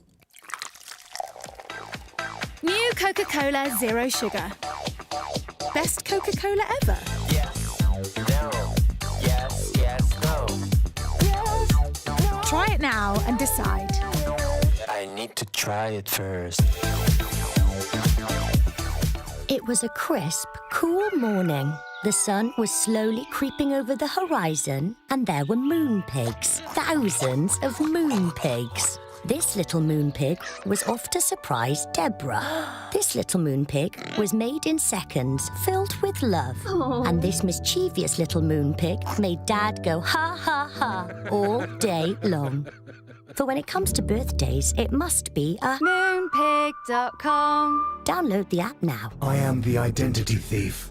I make a fortune by pretending to be people like you. And I'd like to keep it that way. That's why I don't want you to sign up to Witch Scam Alerts, our free service that keeps you up to date with the latest scams. No wonder scammers don't want you to sign up. Visit witch.co.uk/scam-alerts. Gary bought a trampoline online with Visa, so he has protection if his card is used fraudulently. Now Gary's feeling pretty confident. Confident enough to try a slam dunk from his trampoline. Oh, Gary. Visa's zero liability helps protect you from fraud. We just can't protect you from yourself. Search Visa How You Pay Matters to find out more. Commercial and anonymous prepaid cards excluded. Responsible card use required. Contact your bank for T&Cs. Talk Radio. Traffic and travel. In Greater Manchester, the M61 northbound at the Kersley roundabout remains closed on the main carriageway due to a crash earlier on. M6 northbound 2 Coventry to 3 Nuneaton, still with the outside lane closed due to a fuel spillage and an overturned van. And in Wiltshire between Deptford and West Knoyle, the A303 remains closed for accident investigation work. M25 clockwise from 24 to 25, all lanes have now reopened following an accident. Anti-clockwise at junctions 8 to 7, the inside lane shut by a breakdown. I'm Stuart Watt. How you feel tomorrow starts with a safe, spacious gym experience at Nuffield Health. With swimming pools, expert personal trainers, functional fitness areas, and physios at your local centre. How you feel tomorrow starts today. Join today and pay no activation fee. Search Nuffield Health Gyms. Offer available for a limited time. Selected gyms reopen April 12th. Facilities available at selected locations. COVID-19 guidelines will be followed. Visit nuffieldhealth.com/terms for details. Across the UK, James Whale on Talk Radio. Welcome back to the James Whale Show on Talk Radio and Talk Radio TV, featuring the one and only. And according to Kerry Swan on Facebook, you are apparently very, very sexy. Thanks, Kerry. I don't know what you're looking Kerry at, Swan. Kerry, but I don't think it's him. Kerry Swan. He sounds yes, nice, he's a friend of yours. Kerry Swan, yeah. He is available at this particular moment, but for this next few minutes. Yeah. I have some breaking news to import, but the story hasn't come through to me yet. Has it come through to you? No. Well, I'm waiting for it. If it could go through. It's no good coming through to me shortly, but I'll tell you what. It is a little bit of bad news coming in about COVID, and I'll tell you why in a moment, as soon as they send me the... why is it sometimes these computers work well, and if it's not coming through to me, send it through to... Ash, there we are. I think that's it. I'm not sure, but no, it's not. No, still don't have it. Ash has got it right. Okay, Ash, would you like to share with everybody the breaking story? Well, I hope you've got it, because if you haven't got it, I shall be banging a few heads together. Have you got it? Just got to wiggle the mouse. Oh, yeah, here we go. Surge testing is being rolled out in parts of Wandsworth and Lambeth in South London after cases of the South African variant were found. All identified cases are isolating or have completed their isolation, and their contacts have been traced and asked to isolate. Everyone aged 11 and over who lives or works in or travels through the 2 London boroughs is being strongly encouraged to take a COVID-19 PCR test, whether they are showing symptoms or not. People with symptoms should book a free test online or by phone so they can get tested at a testing site or have a testing kit sent to them at home. And those with symptoms should visit their local authority website for more information. NHS Test and Trace said it was the largest surge testing operation to date. Well, so in Wandsworth and... Lambeth, if you live in those areas, get tested, please. And maybe stay at home. Yeah. Because once that gets out and starts rolling around, we'll all be back where we started. So for anybody who does sort of think, oh, it doesn't apply to me, it does apply if you're in those areas of London. Yeah, or travel through the 2 London boroughs. Yeah. Or if you do travel through, go and get a test, but don't travel through anymore. Yeah. So strongly encouraged to take a COVID-19 PCR test if you do live there, work there, or travel through it. Okay. So this is the problem, of course, with now getting back slowly to what we may call normality. These things are likely to happen. So please do it. Otherwise, it's going to go like it did before, and we're all going to be locked up at home again, aren't we? Yeah, well, let's hope not, yeah. Okay, 0344 499 1000. I think Annabelle Denham joins us now. Director of Communications at the Institute of Economic Affairs. There she is. Look, hair growing long and still at your mum's place, I see. I am indeed, and I'm looking forward to my haircut, though I've got to wait about another 3 weeks in order to get it. But what, because of the bookings? What so many We bookings? could get Timothy, the celebrity hairdresser, who I happen to have lunch with today. I saw. Obviously, socially distanced, yeah. Well, anything that and my haircut would be greatly appreciated. Yeah. Well, I don't know. I think maybe it nice, suits you it's longer. fine, yeah. I mean, mine needs it more. Well, yes, yours is ridiculous, to be honest. Is that the longest you've ever had it or not? Oh, no. Well, we might as well leave it. What's the I'll leave problem? it, yeah. I would like to see you have it shaved off for charity, to be honest. Yeah, I've said I'll do that, but I've got to have my piece of the pie. No, you're not having any money. You do it for charity. Yeah, Tell I him, don't mind a Annabelle. percentage going to charity, yeah. No, it all Small goes to percentage, charity. Going to charity. Oh, dear. Anyway, listen, Annabelle, here we are. Economic affairs. We're opening up shops today. I do see that some firms say they're facing a fall in exports, but you're going to get a fall in exports anyway, I would think, because various other nations aren't going to be buying much stuff.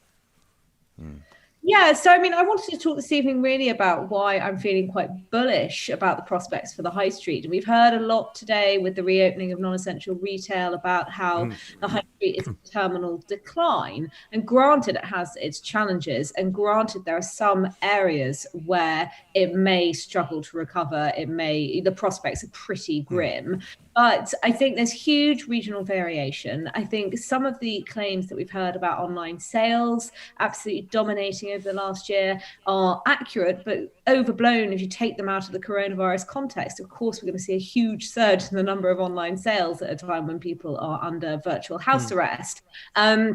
So I think the point really that I want to make is that it's not inevitable, and that there are measures that the government can take in order to ensure the high street's survival. And my concern is that some of the noises that we've heard from the Treasury and across government are not the right ones for ensuring that the high street can thrive in the future. Well, I mean, I think the high street will come back in a big way, because I think a lot of people have become used to not going into major towns. They're used to going where they live, and in many cases, like where I live in a little village, the village shop is also the post office and has remained open. But in the last few years, they've it- been building flats in local high streets in the last, but now maybe that will change. Although a lot of them have retail units on the ground floor. Well, they have got to. They've got to stop the business rates being as high as they are. It's They need to ridiculous. change that because of the You know, web. the only people who can afford them are the chains of coffee shops, and I'd rather go to a little independent one myself. And they need to have warehouses.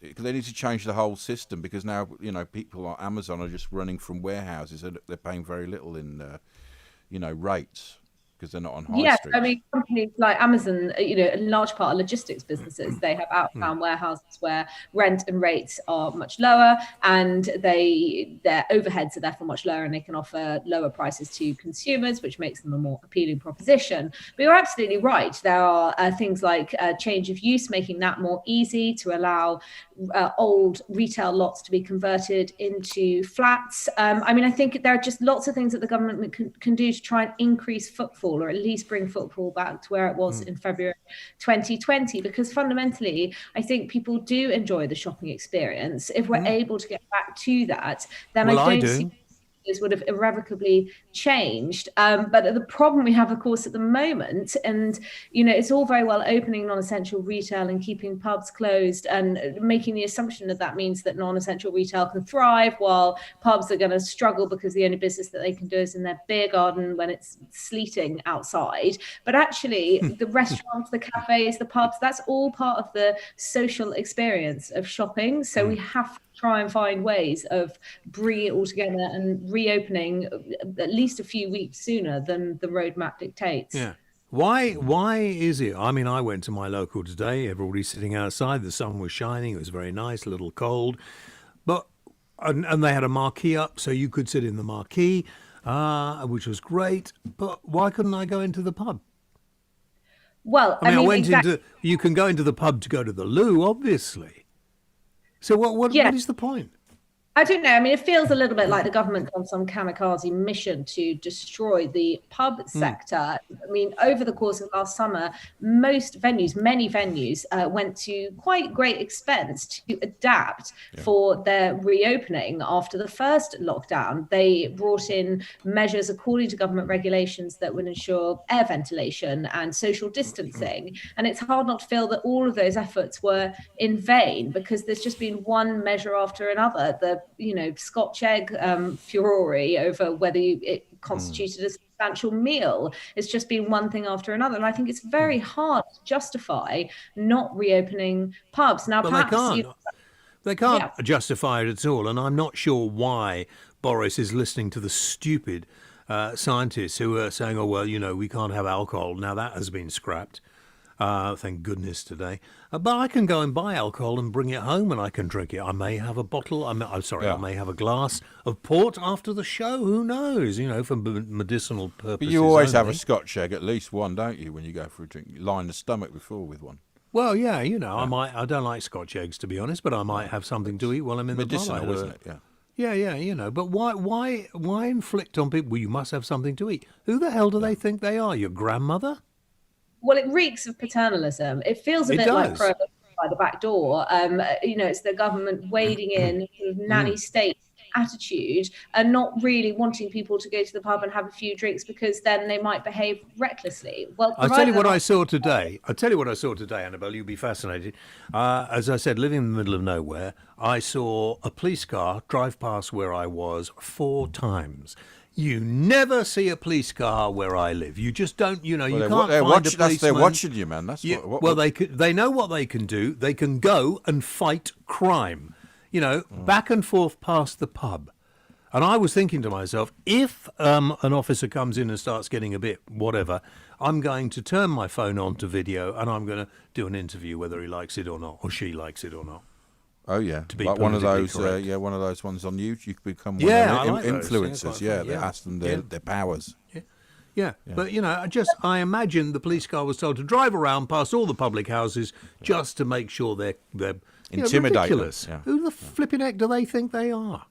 Well, you start to feel like you're in a surveillance state. But you're absolutely right, James. It feels like the government hasn't considered all of the unintended consequences of only reopening beer gardens. And my worry is that it's going to change public attitudes. People are going to start to meet in beer gardens. They're going to start to feel a lot more relaxed about COVID's threat. And then they're also going to realise that it's not that much fun in a beer garden in April when degrees are in single digits, and they'll just start meeting indoors in other people's homes. And then you've got the worst of both worlds. You haven't got the boost to the economy of people going out and eating and drinking in hospitality venues, but you have got the risk of the spread of the virus at the same time. It just feels like it hasn't been thought through. But I don't think it has. What about this news? I mean, we don't know yet, but I mean, if things starting spreading, we have got to be very careful about not coming back like they're getting in Europe. Hang on, Ash. As somebody who is supposed to stay away from everybody, and I have had 2 jabs now, but, I'm like a lot of people. I mean, there are some people who are very scared, and it's very sad they're very scared, and they'll probably be scared of anything. But I'm not that frightened about it. If I get it, I get it. I don't think I will. I stay away from people I don't know mostly. But, if you get it, you get it. If it carries on the way it is, and I've been a great advocate of us staying away, keeping our heads down, doing everything right because we can then get rid of it. And to a certain extent we have. Europe's been useless. And unfortunately, we're not going to be going there for a while, but hopefully we will. But, if they try and lock down again now, I'm telling you, I think the public mood is such that they won't adhere to it. Yeah, but there won't be anywhere to go. There won't be anywhere to go. Yeah, but I think you'll find some people will decide they're going to stay open and people will support them, and there will be terrible trouble.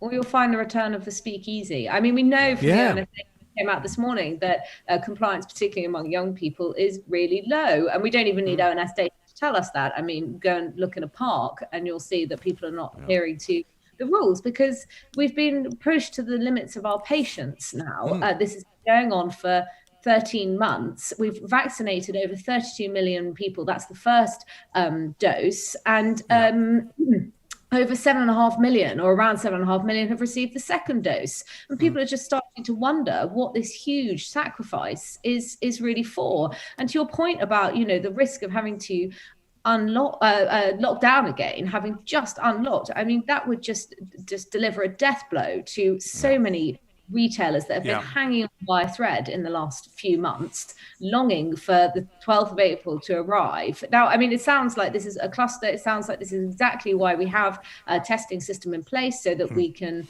implement stricter measures and identify when new variants are emerging. But at some point, the government has got to accept some level of risk. It has to make trade-offs between the economy and health. We're going to have to change the NHS as well. The NHS is too small for this country, and it has, and it's badly run, badly organised. Our doctors and our nurses and our clinicians, I've said before, are brilliant. They're doing a great job, but they're doing a great job against appalling management, in my view. And I'm in and out of hospital quite regularly, so I'm becoming a bit of an expert. And the doctors and the nurses are fighting against the bureaucracy imposed upon them, and it really needs to be organised. And the fact that a pandemic comes along and so many thousand people get it, and we can't treat people with cancer and heart disease and serious problems, that's not acceptable. We need to have the facilities. Then they opened the temporary Nightingale hospitals, but nobody seemed to use those, or they didn't have enough staff. They didn't have the nurses. That needs to be addressed. And if we need to run a campaign outside the country again to encourage more people to come and work in this country, so be it.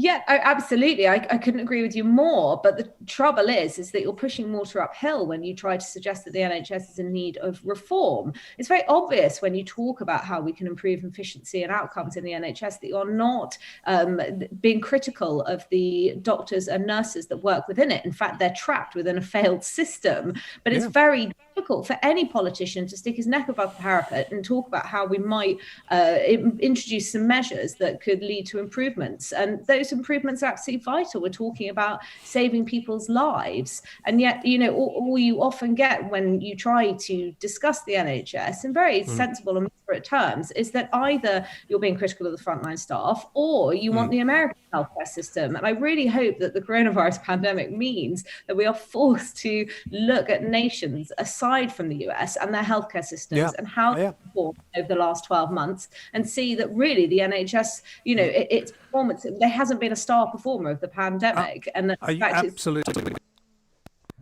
Will turn and say, well, we vaccinated more people than anyone else. Yeah, we did, because the government actually pulled its finger out. Logistically, the armed forces helped, but there wasn't a huge thing made of that. And people really worked well to do it. It wasn't the management of the NHS, trust me, that organised it.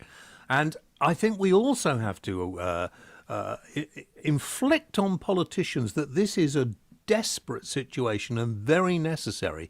And it's okay for all the parties to say, vote us in and we'll trust us with the NHS. Look, Labour had 13 years continually in part, didn't do any good at all. Nothing.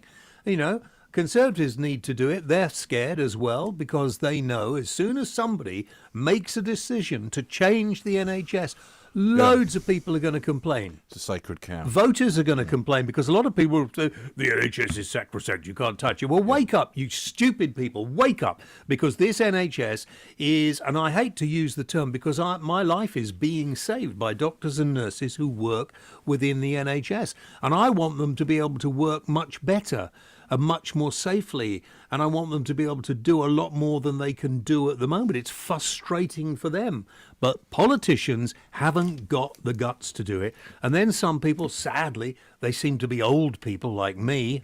Well, I'm not old, I'm 25 in my head, but who just say, you can't touch it, you can't touch it, we've always had it free. Nobody has it free. We all pay for it in varying ways. But unfortunately, we're not directing the money the way it should be. So I'm not saying we need to actually put more money in now, but we should. And we should do it in a way where we all pay, perhaps that can afford it, a higher percentage of what we pay at the moment, because it's never really changed since the NHS. Yeah, but if you get funded. private, you don't use it anyway. Sorry, Annabelle. Go on. No, all I was going to say is that you're right, that successive governments and politicians, they're very unimaginative when it comes to NHS reform. Often all they call for is more funding to be directed towards the institution. And if we continue along this road, then it's going to have a huge impact, particularly with the ripple effect of coronavirus, all of those missed appointments, all of the missed screenings, all of the missed or cancelled, postponed operations. The backlog is absolutely enormous. And really now is the time to look at how we can implement reforms to try and tackle that. But as I say, there we were on our doorsteps week after week cheering for the NHS, clapping for carers. And I just don't know that the public appetite for reform is really going to be there. People cannot disassociate the NHS from the people who work within it, unfortunately. I agree. And I think, the people within it as well, I think, have to actually start to be more critical of the way it is going. But a lot of people in it, I found, are quite frightened of the management. It's like of the police, NHS. isn't it? They become political and they want to rise up, so they've got to keep their, But they can't. They don't like to whistle blow. There's always problems. I invited somebody to come on the programme from the NHS the other day to talk about something, and they'd agreed to it. And the next thing I know, I get a call from I must be careful, from some fairly inarticulate human being who was asking me strange questions about what questions was I going to ask this person, how was the interview going. I said I wouldn't even tell a politician. I'm hardly likely to tell you. Who are you anyway? Oh, I'm in the communication department of the NHS. I said, well, that sounds like a waste of money to me, and put the phone down. I still did the interview, and the person told me afterwards they'd had a letter saying they had to be very careful about what they said and what they didn't say. So, the communications department in the health service, really? Do you think that's necessary? And who knows what else they've got? Yeah, it's just this huge behemoth, and it just gets bigger and bigger and bigger, and more departments servicing the existing departments. And when it comes to funding, actually, we are slightly below the OECD average in terms of the amount that we spend on our healthcare system. But that's not reflective of us being efficient. It's reflective of us not investing in some of the cutting edge equipment or pharmaceuticals or whatever it might be that could actually lead to lives being saved. Well, we're low on the list, aren't we? When it comes to a lot of diseases and heart disease, we're very low on the developed world's list of, Look, here's something. Sorry, Annabelle, I'm going to have to finish in a second. But here's the thing. I started a charity for people like me with kidney cancer about 20 odd years ago, I think, when I first had it. Now it's called Kidney Cancer UK. It's the main, if not the only, charity helping people with kidney cancer. It really shouldn't be necessary to rely on charity to raise awareness and money and help fund the NHS. It should not be necessary. No, and you're absolutely right about us being an international laggard, Ash. When it comes to outcomes, we're actually more on par with nations like Czech Republic and Slovenia than we are nations in Western Europe that you might expect. So the NHS leaves quite a lot to be desired. And one problem that we have during the coronavirus pandemic is that when anything goes right for the NHS, then it's thanks to the NHS. But when anything goes wrong for the NHS, it's government's failure that it's made a misstep. And the NHS is sort of free from any responsibility or blame or accountability, and that needs to change. Annabelle, thank you very much indeed. We will see you next Monday. In the meantime, hope you get a haircut. No, you don't need one, but if that's what you want. It's fine. And I would invite anybody from the management of the NHS who want to come on and talk about it. I'm here. Feel free. You can come on any time you want. I don't think you will, but the invitation is there. Thank you. Across the UK, online, on DAB, and on your smart speaker. Talk Radio. Gary bought a trampoline online with Visa, so he has protection if his card is used fraudulently. Now Gary's feeling pretty confident. Confident enough to try a slam dunk from his trampoline. Oh, Gary. Visa's zero liability helps protect you from fraud. We just can't protect you from yourself. Search Visa How You Pay Matters to find out more. Commercial and anonymous prepaid cards excluded. Responsible card use required. Contact your bank for T&Cs. The day has come for Joe to make space for his new laptop. What a sleek and powerful machine. But instead of putting his new machine to the test, he's worried sick. It's already got a virus. Why, Joe? Why get something so great just to leave it open to attack? Well, worry no more. Only BT Broadband gives you expert security with tools worth over £100 to help protect you from cyber attack. Search BT Broadband. BT Beyond Limits. Terms apply. Verify bt.com/verify security. It was a crisp, cool morning. The sun was slowly creeping over the horizon, and there were moon pigs. Thousands of moon pigs. This little moon pig was off to surprise Deborah. This little moon pig was made in seconds, filled with love. Aww. And this mischievous little moon pig made Dad go ha ha ha all day long. For when it comes to birthdays, it must be a moonpig.com. Download the app now. Philip Schofield here. Thinking of part exchanging your car? Hold your horses. Why not keep it simple instead?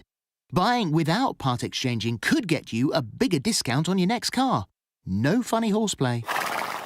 To find out how much your car's worth in 60 seconds, enter your reg number now at WeBuyAnyCar.com. Admin fee may apply. For more information, see WeBuyAnyCar.com/info. The bubbles dance upwards. I draw a line in the condensation that has formed on the frosted glass holding the iridescent nectar. I survey the brilliant white foam like a dusting of snow on a mountain peak. A little overpoured liquid trickles down the glass, forming a tiny, heavenly lake on the wooden table. Dave, it's just a pint. This summer at Specsavers, we want you to see all the amazing sights you've been missing. Book an eye test online today. When you use Boomin, the brand new property site, good things happen. What, like seeing if people are interested in buying my house before I decide to sell? Boom. Or booking a house viewing any time, 24/7. Boom. Or finding a buyer that can see past the National Trumpet Centre next door? We're working on that one. Buying, renting. Get Boomin at boomin.com. Confirmation required for viewings. Talk Radio. Traffic and travel. In Greater Manchester, the M61 northbound at the Kersley roundabout, the main carriageway is closed to the diversion via the slip roads. It's all down to a serious crash earlier on today. M6 in Warwickshire north from 2 Coventry to 3 Nuneaton. The outside lane is closed due to an overturned van and a fuel spillage.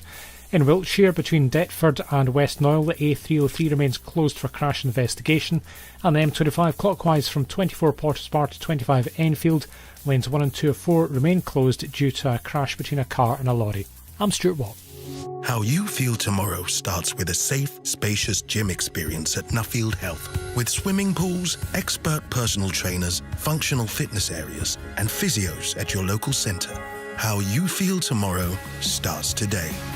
Join today and pay no activation fee. Search Nuffield Health Gyms. Offer available for a limited time. Selected gyms reopen April 12th. Facilities available at selected locations. COVID-19 guidelines will be followed. Visit nuffieldhealth.com/terms for details. Driven with Andy J. Saturday afternoon from 4 on Talk Radio. Cruise into the weekend where star names are queuing up to be part of the conversation. What a show we have for you this week. From Bridget Jones, Miranda, Smack the Pony, we have the hilarious Sally Phillips, the man who discovered Oasis, and Creation Records founder Mr. Alan McGee, and from Spandau Ballet, Gary Kemp. Driven with Andy J. Saturday afternoon from 4 on Talk Radio. Across the UK, James Whale on Talk Radio. Right, welcome back. Let's do a few texts and tweets in this only got 4 minutes before the news. Peter Warboy says, because I said, why on earth are all the waiters and waitresses who were outside wearing masks when all the rest of the people in the pub where I was today weren't? And he says, what if the waitress had been infected? Other diners may not want to be risked. Exactly. Well, probably not, but I don't think actually people go out who feel like that. I think, you know, being served by somebody you can't see their face, quite frankly, I don't need to see their face. I need to go get me the burger, get me the chips, and then put it on the table. I don't need to see anyone's face. Pillock, you really are. I need to see the food on my what table. next? Force the army not to use real bullets in guns because it might offend the enemy. You know, we're talking about political correctness in the army. Peter Warboy, again, I agree with that one, I must confess, Peter. And just plain Peter, this time on Twitter, says, anti-British lefties think it's clever to abuse the memory of Prince Philip and only amuse a small group of cretins by their cruel comments. They are demonstrating why many ordinary working folk do not trust Labour with the nation, its future or its heritage.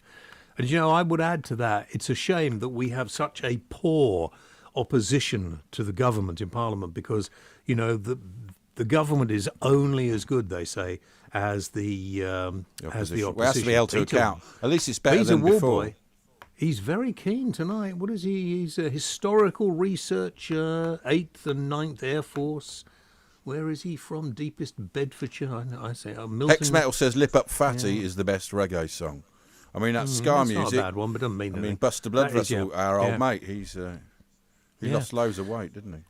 Peter Warboy says the BBC advertise lots of stuff and plug private businesses, including the North Face clothing company, so it's time to end the legalised, I wouldn't go quite that far, extortion that is the TV licence. But, well, it is, isn't it? It's legal extortion. I object to having to pay it, you know. I might want to pay it. I've worked for the BBC. You know, if you watch it, you've got to pay protection money if you want to watch David Attenborough. And actually, when I went to work for the BBC, I actually did exactly what I wanted to do. And, really? I did. I did, you know. Well, that's not a good thing. Well, we don't pay our TV licence so you can go and do what you wanted to do.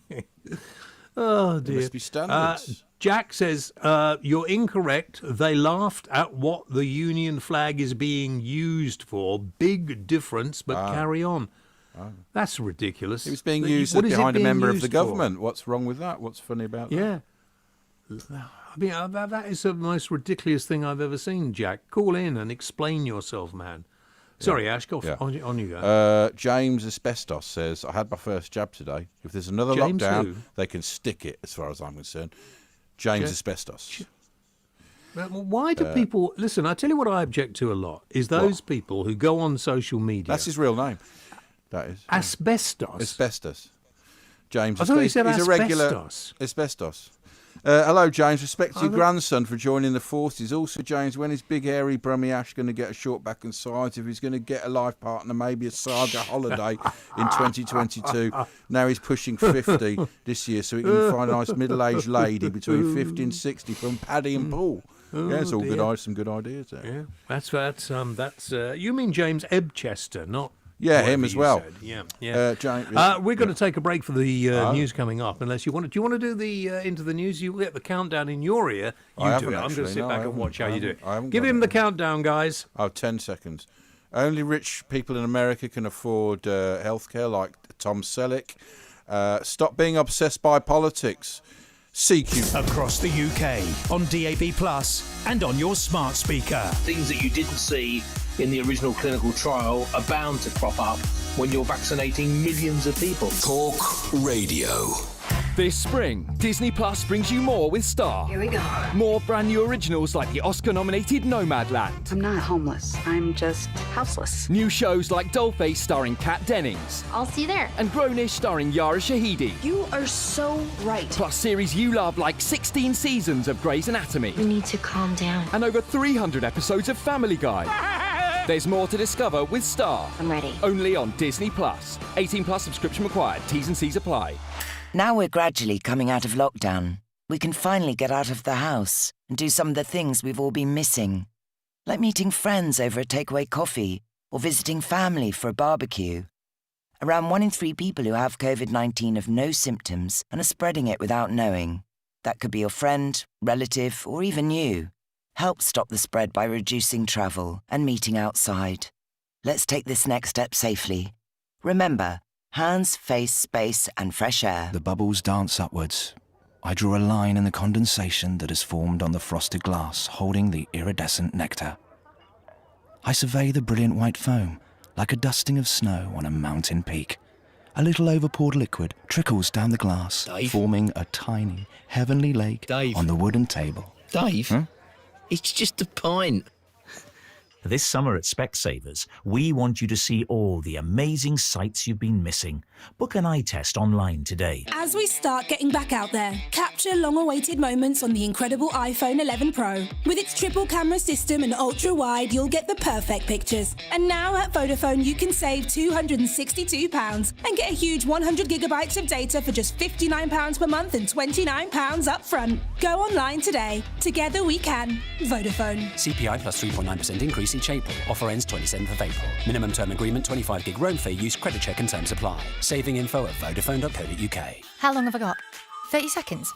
OK, there's an amazing offer for Sky Q I have to tell you about. Imagine having all of Sky TV, new originals, and box sets, together with all of Netflix.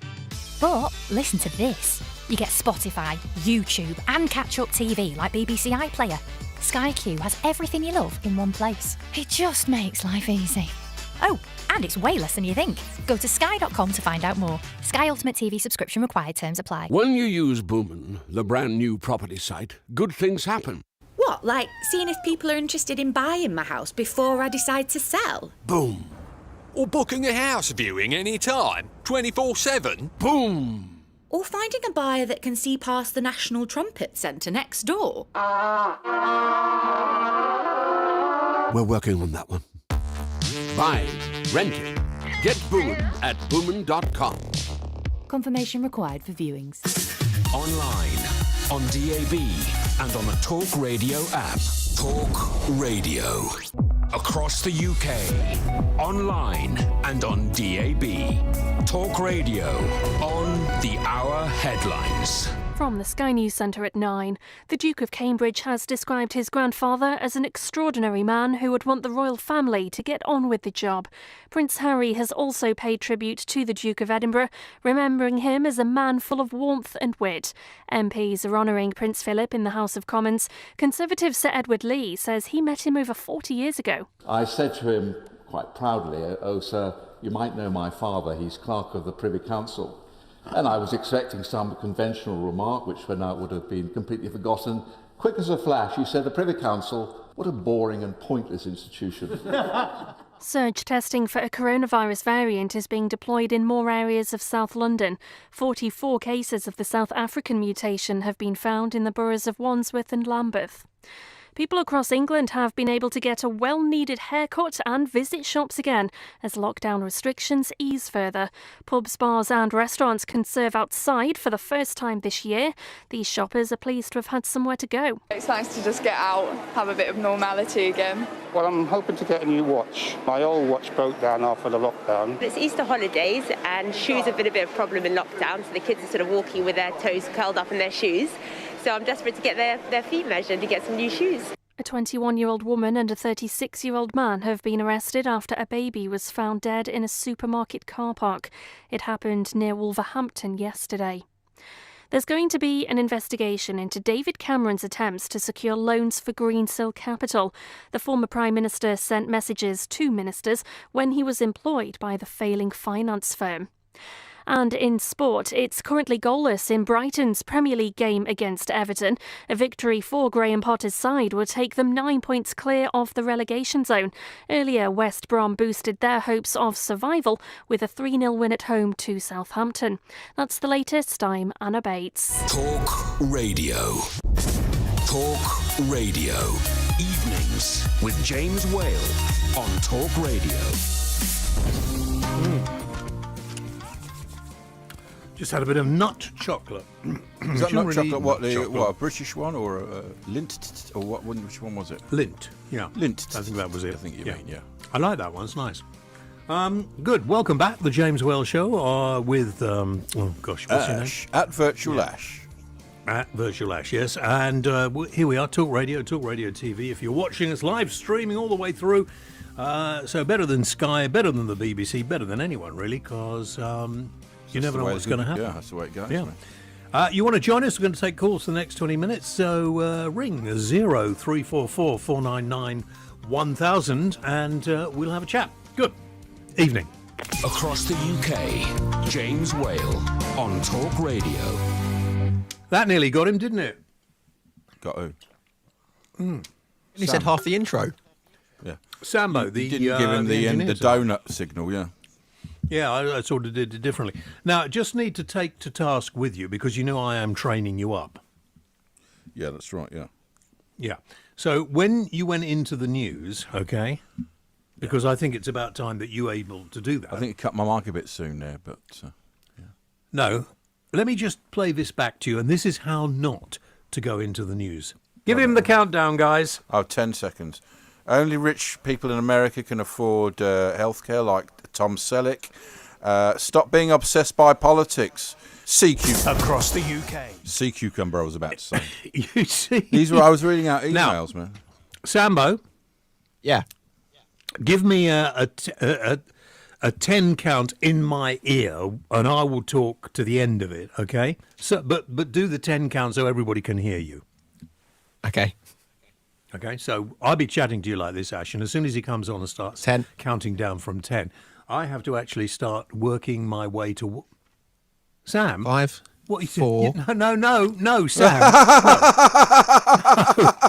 No, Sam. Mine was much Not better. That's always what I do. Mine was nice, wasn't it? You just did the sea cucumber. You just come Is on that how and you say do it 10 then, James? seconds. You sort of stop, start, and then you just go, oh, what happened? And is that how you do it? Because I don't think that's... Right, well, do it again and do it the way you did it, Sam, just to prove that I can do anything. Okay, here we go. Okay, 10. So I think you were wrong, really, to be honest, but we'll talk more about that in a moment. Okay, 5. We'll come back and You have a haven't little started chat. it yet. I mean, when If are you you would gonna like to, start? call us 0344 499 1000. Across the UK. There you are, like that. Now you try. Well, Now you try. all right, go on then. 10. So, yeah, we'll be back after the news. And don't forget, you could be the star on the show. 0344 499 1000. 2, This 1. is Talk Radio. Across the UK. Online. There you see. Well done. That's old-fashioned. That's See? the old-fashioned way. I prefer sea cucumber at the end, as the cue. Can So you every eat sea time- cucumbers? Someone wants to know. Every time we go into the news, you're going to say CQ. Yeah, because that way Sam's Are going you? to know, isn't he? It's like that'll be the... what do they call All it? right, The Sam, you got that? Yeah, I got word. What do they call it? The when you the thingamajig. Oh, word. the safe word. The safe word, yeah. Oh no, that's Sea cucumber. Across the UK. Working. Online. Susan's in Exeter. Where else would Susan be? Good evening to you. Hello, Susan. Good evening, everybody. There is a lovely Susan in Holland on Sea. That's You right. know yeah. that, don't you? There is, yes, there is. And there's the one that calls us as well. Yeah. Well, let's hear. I hope they're all right. Let's hear from them. Come on, darlings. Phone James and Ash. I'll tell you what. Let's have the next 5-10 minutes only people called Susan or sea Lord. cucumber. Didn't work. Just when Ash says it. Yeah, it's my safe Oh, word. right. I want to ask your advice about something, please, my lovelies. A friend of mine, Sophie, she has a little grandson. He's about 2.5. He's very sweet and she adores him, little Louis. Yeah. And Mummy, Alicia, Sophie's daughter, she said, Mum, I can't get Louis to eat an egg. So Sophie said, well, I'll see what I can do. So next time he came round, Nanny boiled a nice soft-boiled egg, and she bought him a little egg cup for him, and she put it in the egg cup, and she drew a little face on it with the little eyes and a nose and a mouth, and she said, we're going to have an egg, darling, today. He said, no, like egg, Nana. She said, oh, but this is a special egg. Nanny's done it for. So she sat him down at the table. She said, come on. She said, we're going to have some fun now. So she said, take your spoon. And she said, smash his head in. Smash it in. So little Louis got the spoon. Oh, that's fun, Nanny. She said, now we can eat what's inside. But the thing is, he ate a little bit, but the thing is, James, I'm a bit worried now because in case Louis thinks that he can go around smashing men's heads Well, that's in. the thing, isn't it? That's I agree. Oh, by the way, Susan, just a minute. Those cream eggs we got, do you remember? Yeah. Yeah. Ash? Yeah. Did you eat any of them? No, why? What were they a bit... Oh, I meant to tell you there was a problem. Oh, well, I didn't... Because I don't really believe in Cadbury's cream eggs. No, I Why? What happened? What was the problem? I believe they were infused with bromide. Ah, that explains it. Yeah. I had the caramel ones, though. What are they infused with? Oh, well, they're even worse. James, does that mean you got fruity, dear, with your lady? No, it's the opposite, isn't it? The bromide. Is it? I'm not making any comment about that. They used to use it in the army, didn't they, to keep you, stop you... Yeah, and in prison. Don't they do it in prison? But why would somebody send us eggs like that? Well, 'cause, you know... Unless it was the producer who thought it was a funny thing to do. Anyway, sorry about that, Susan. Talking about the egg reminded me, and I forgot to warn Ash. Not that it'll make any difference. Maybe they think you should calm down a little bit, darling. Maybe they think you're getting a little bit too sexy. You know. Can you get too sexy? Well, I don't It know. can be so that it hurts. I'm too sexy because, right, said Fred. Because of your What? shirt. Didn't he say because it hurts? My shirt. You want to see my shirt again? I'm too sexy. I am too sexy for my shirt. My shirt. The other thing is, I looked out of the window this morning and I put one of those empty Quality Street boxes. You know, those plastic box things. You know that the Quality What did you Street. put? What did you do that for? Put it where? I put it outside and I put some water in it by the hedgerow. And, Good idea. Some sort of witchcraft. And a dear little robin came and he had a really lovely bath. He really enjoyed himself. You know, really went I like for it. that. Watching birds do that. They lift their wings up, don't they? And they flap it underneath their I've their wing better pits. in a way better than feeding them. You know, sometimes if birds get reliant on you feeding them, and then you're away or you don't feed them, but it is a really. Really, and then they got babies, and what you're feeding them isn't good for their babies. Yeah. But Nuts putting are good. water Put little around nuts out for energy. No. Yeah. No, you don't put nuts out. I thought that's good. The energy. They like the energy. No, they get trapped, and no, you don't do that. Crush your nuts. It's nice, and I was thinking it was so joyful to see this little chappie, or little chapette having a little bath. And I thought, the small things in life can be so joyful, can't they? I love the robin. Well, Susan, I think you're so right. Thank you for coming and cheering us up today and not annoying the heck out of me like you normally do, Susan. Thank you for that. Judy's in Plymouth. Judy, good evening. Good evening. Good evening. Good evening. Good evening. Good evening. I've just been listening to you. Don't put me off. I've just been listening Ash, to you do not talking put her about waste in the NHS. And a few years ago, before I retired, I had a little part-time job in a local doctor's surgery cleaning. And one of the rooms had all these massive, great big cardboard boxes full of stuff in, and it used to irritate me because I couldn't clean properly. And I said to one of the office managers, well, what's all these boxes here? They really get on my nerves. What, can I not put them out somewhere? And she said, oh, no, they're the hospital sends them. She said they're nursing or maternity packs, rather. And I said, what do you mean? She said, well, they've got like newborn babies, nappies and cream. Oh, yeah, I know about these things. Yeah, you get this little bit. She said the only thing is we're not allowed to give them out.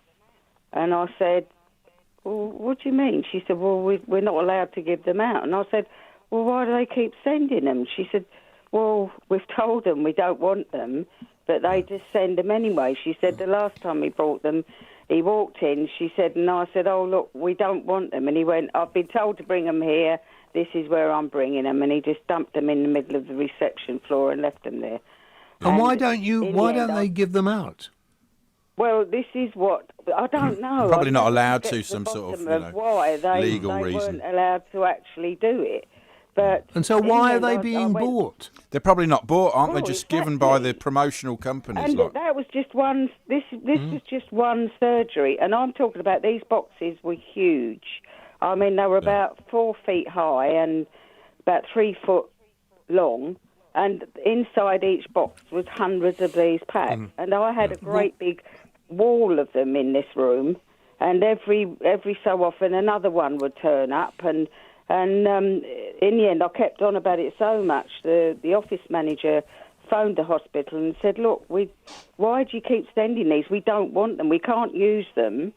And somebody said, oh, well, I'll get back to you. But they just never did. And then I left. But, I mean, they were still delivering them to the day I left. I I expect they've taken up the whole blooming surgery by now. But So what on earth? I don't know. Why are they being sent to you by? I don't understand. There might be that at all. promotional items. Often, No, you know, I the don't. Pampers and all the other Yeah, but companies they could still will put- give them out. And just, with the hospital, then there's probably a Yeah, but legal why not reason. take Because them if to something, the- if something Oh, happens, a kid gets poisoned because of them. Yeah, well, why so give they're them to legally the not allowed- doctor's surgery? Send them then. Well, but Yeah. that's just stupidity of the system, isn't it? Just, You know, why we're not Tell told- the take company them we They've don't told want them. them She's anymore. told them that refugees nothing happens. Why not take No. them to women's refuges or Exactly, somewhere or the- where people yeah. might actually use them? All those Yeah. where the food banks. It used to wind me food- up, the and I food thought banks, that's just one surgery. So can you imagine how many times that was being replicated all over the country? You're right, though. A food Well, bank listen, should go and pick it up. I was talking to somebody the other day, and we were talking about this waste, and I was sitting in a hospital, as it happens, and we were talking about this, and I said, well, you think that's funny? You know, unfortunately, a patient threw up all over a heart monitor the other day, and we were told just to throw the heart monitor out. These are quite expensive, you know. I believe And that. why couldn't you clean it or get it? Oh, no. Yeah. Just throw it out. we'll Getting get all the another one. bits out, it's quite hard. It's the same apparently with oh, don't be disgusting. I'm eating a chocolate biscuit. That's Yeah, But, don't be um, disgusting. all the You bits make in the me heart feel monitor ill. you got in the buttons, No, in between the Ash. buttons. Yeah, but it's Ash. the same with crutches and things like that. Apparently, Yeah, you don't give those back either, do you? No. Do you not? But why? Why can't But they you know, have a big I've- room and ridiculous. wheelchairs and other things? Why can't they have You a used big to give them back in the old days, didn't sterilising you? room where it's all put in there with, steam or heat at a certain degree so that they're all sterilised and reused? Why are... What they used to do things like know. that. Well, even Why are they not doing it even now? worse than that, very expensive drugs, and I know from personal experience when they take you off some drugs and they put you on new drugs. And I said, well, I've got a number of packets of these drugs, so if I bring them back, we can destroy them here. I said, but I haven't opened them. They are completely new packs. They're not And they allowed said, to, yeah, but no. we can't. But that's just mad. Yeah. Well, it was the it's same security, isn't when I had I had an industrial accident and I was taken into hospital and they gave me loads of bandages which I never used when I came out, and I wasn't allowed to give them back even though they were. It's always useful to have a few bandages around the house, though, isn't it? Yeah, I know, but they're still there. This was Well, like you 6 never years know. ago. One day you'll go, I'm Well, glad I got these bandages. It was no putting a bandage on wasn't going to be any good anyway. No. But He was thinking of other things he'd use bandages Fancy dress for. if you want to dress up Oh, as a well, mummy. yeah, but look, my mind doesn't run in that direction. Ash. No, his does, These I'm days, afraid. I'm Invisible quite Man, happy he used with to a have cup it, of didn't tea he? and a biscuit. Yeah. Tea and a biscuit, that's what excites me these days. Is it? How old are you, Judy? You sound about 25. Oh, thank you very much. I bet you say that to all the old girls. He does, I'm actually. Hang on. 67. What? He does. He always tries How, that one. hang on. How old are you? Yeah, I know. I'm How old did you say 67. you were? I was 67 like a couple of weeks ago I turned, yeah. Oh. So I'm loads And older. don't say, I wish I didn't sound it, but I do. But I don't He's much really older care than you. anymore Don't worry anyway. about that. No, he's not. I'm a- Oh, I he don't is, he think is. so. Yeah. No, I mean, just so you can all get in and a nice present. I'm, what's the date today? The 12th. 12. Yeah. So, Yes. 4 weeks tomorrow, I'm 70, okay? Are you really? That's You his know, I showbiz never knew age. that. I always thought you were younger than me. What have made you No, think no, that? I'm older. You're all right. You're okay. Oh, So I get always off the thought you were tea and younger than me. biscuits. Get off the tea and biscuits and get yourself, outside. No, that is my Out at the local only- club. What's your Look, favourite biscuit, Judy? That is. Get yourself on Well, Tinder. at the moment, I'm Hobnob. eating a Weight Watchers chocolate wafer because I can eat them on my diet that I'm on. But I had my Why hair be on done a today diet? for the When you first get Diet with older- chocolate month, and wafers? I feel amazing because I've had my hair done. Sounds good, Good. man. The chocolate wafer diet. Yeah. That sounds like a good one. No, But no, I mean, it's Ash, really- Ash is only a few years younger than you as well. I'm not sharing her with you, James. Yeah, I don't believe that. Yeah, I'm not sharing my chocolate biscuit with him. I don't care how old he is. Yeah. He wasn't talking about the chocolate biscuit. Oh. It's pointless saying things like that to me because it just goes over my head. I don't think of anything like that. Yeah, Ash, you shouldn't be thinking about anything like that either. No. No, just biscuits, tea and biscuits. Anyway, listen, Judy, call us again soon, and we will talk. What's that term, Ash? Shoot the breeze? Shoot the breeze, yeah, blue sky, some shoot blue the sky breeze. thinking. Yeah, exactly. Judy, thank you very much indeed. We must take a break, and then we're going to talk military stuff right after this. Oh, what is it? Sea cucumber. Online, on DAB+, and on the Talk Radio app. We desperately need to be helping these pubs that are hanging on by their fingertips. Talk Radio. New Vodafone Pro broadband. The only broadband with super Wi-Fi boosters for reliable Wi-Fi in every room. Or you can leave for free, guaranteed. So whether you're learning in the loft or streaming from the sofa, now you can be unstoppable with new Vodafone Pro broadband. Invincible broadband at an unbeatable price. From £35 a month. Vodafone. Together we can. Up to 3 boosters provided at no additional cost. Leave with no early termination fee within 30 days receipt of third booster if receiving speeds below 10 megabits per second. Terms and verification, vodafone.co.uk/broadband. Gary bought a trampoline online with Visa, so he has protection if his card is used fraudulently. Now Gary's feeling pretty confident. Confident enough to try a slam dunk from his trampoline. Oh, Gary. Visa's zero liability helps protect you from fraud. We just can't protect you from yourself. Search Visa How You Pay Matters to find out more. Commercial and anonymous prepaid cards excluded. Responsible card use required. Contact your bank for T&Cs. Curry's PC World stores are safely back open, so come say hi. Our big clearance across hundreds of products means you can save up to £500 on OLED TVs. Plus, there's up to 60% off headphones. Or save up to £100 on Windows laptops. Come and browse safely and talk tech in your local store. Hurry down now. Once the deals are gone, they're gone. At Curry's PC World. Find out online if your local store is open. Philip Schofield here. Did you know there are just over 31 million seconds in a year? So why not spend 60 of them finding out how much your car's worth at WeBuyAnyCar.com? That's right, only takes 60 seconds, leaving you millions for the important things, like marvelling at what a tiny speck of dust we are in the endless universe. To find out how much your car's worth in 60 seconds, enter your reg number now at WeBuyAnyCar.com. Admin fee may apply. For more information, see WeBuyAnyCar.com/info. This spring, Disney Plus brings you more with Star. Here we go.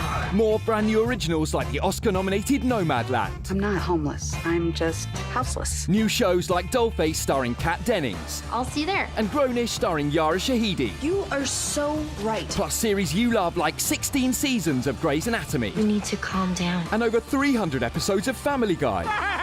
There's more to discover with Star. I'm ready. Only on Disney Plus. 18 plus subscription required. T's and C's apply.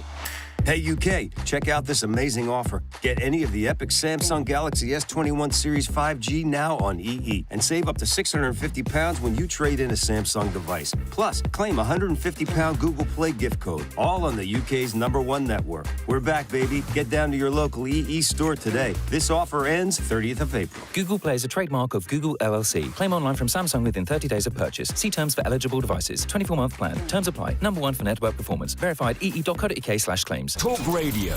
Traffic and travel. On the M61 in Greater Manchester, northbound at the Kersley roundabout, the main carriageway is closed following a serious crash earlier on. Your diversions via the exit and edge slips. And in Eccles, the A57 at Liverpool Road is closed by a police incident between Green Lane and Milton Street. M6 North, junction 2 to 3 towards Nuneaton. The outside lane still closed for a fuel spillage following a van overturning earlier on. And at Norwich, the A47, both directions at Ipswich Road, there's the outside lane closed for emergency repairs. I'm Stuart Watt.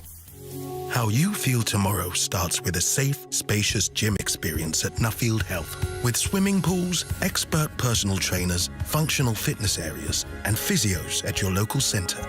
How you feel tomorrow starts today.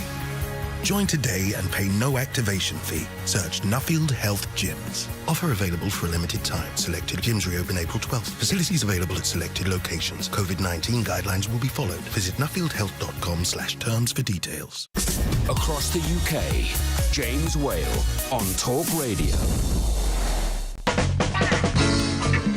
Welcome back. Ash is with me. This is Talk Radio and Talk Radio TV. I was just telling the guys about some of the things in our broadcasting history we used to get up to. Oh, yeah. It'll be in the memoirs. Yeah. And I mean, I've worked with you, over the last 20, 25 years? 20? Yeah, I mean, there was a little gap in the middle, but 25 to 26 years. Yeah. Well, and before that, I did another 20 odd Yeah, but that was on somewhere local radio, or as I call it, hospital radio. Well, actually, the stations that I worked on would not like you to call them that, but no, they would not. It was. I started off in the first tranche. Is that the right word?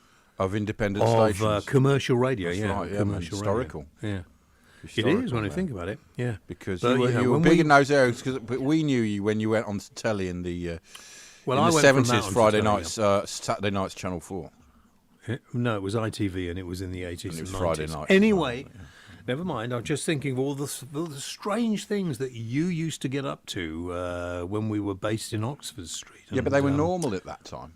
Now we look back and we go, wow, how strange was that? But back then it was perfectly normal. What do people do now for fun? They go online and they wear those goggles, reality goggles. Is that what they do? Yeah. Oh. And they do that some of them do that illegal laughing gas stuff. You see it in car parks after parties. The kids these days. I mean, they can't afford anywhere to live because you baby boomers bought it all and then took up the drawbridge. Well, that's their fault. They're wasting their money on drugs anyway, aren't they? And expensive video games. Memories. On experiences, they like to spend their money. The new generation. Yeah. So now if you join the army, it's all going that way too. So don't call each other lads. Why not? Maybe I'm thinking about joining. Maybe starting a military career. You're too old. You completely How past dare it. you? What do you mean?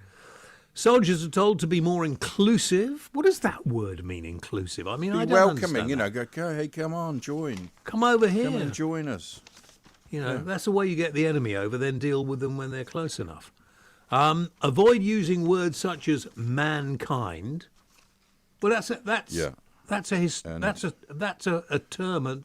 And sportsmanship. Mankind. So you got to say sportspersonship. Who comes up with this absolute crap? Well, that's Soldiers a good point. have been banned no one from knows. referring to each other as lads in the army. Their latest gender equality. I'd like to meet one of the people because it'll be a private company that's making a few bob out of this. Troops from 22 Engineer Regiment were told not to use the word because it may cause offence, even if no women are present. Words such as mankind, sportsmanship have also been banned, as the Armed Forces is remodelled as a gender-neutral organisation. Well, I would use a really rude word beginning with F, to be honest, because I think it is absolutely barking, flipping mad. Mankind just means mankind. It doesn't mean male. It means man and woman. It means everyone. Mankind is a sort of encompassing. Yeah, but this is just stupid and ridiculous stuff, and I want to know where the company is, because I was invited on one of these not long ago. Well, what? For one of these committees? No, one of these companies got in touch with me and said, you were would I so like to woke. go on That's how woke you'd become. They wanted you to go on one of their committees. No, they wanted me to.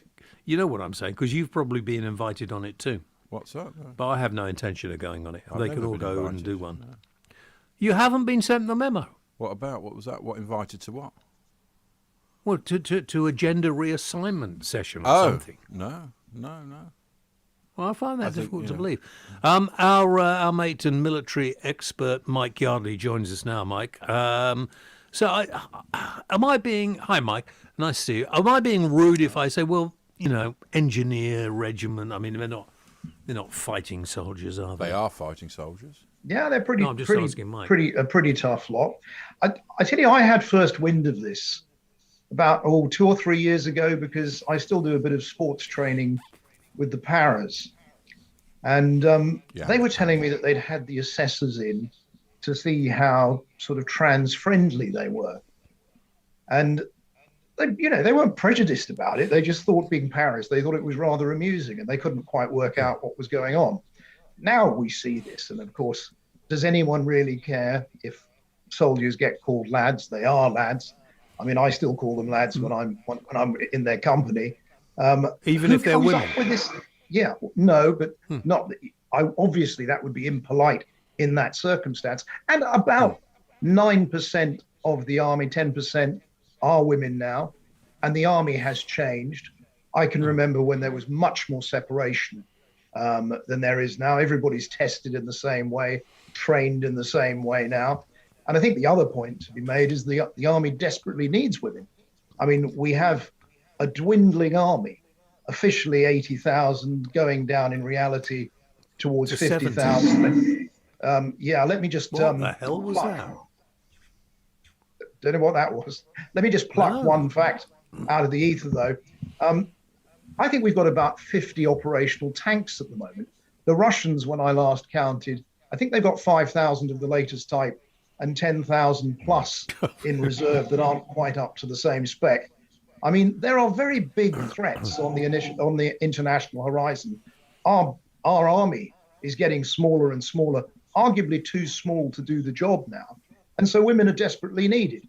Now, this sort of nonsense, where does it come from? Where does this politically correct nonsense come from? It distorts our society in so many ways, and it is inappropriate in the army. Everybody in the army mucks in together, men or women, and there are a lot of women in combat units now doing important jobs, not just intelligence, actually.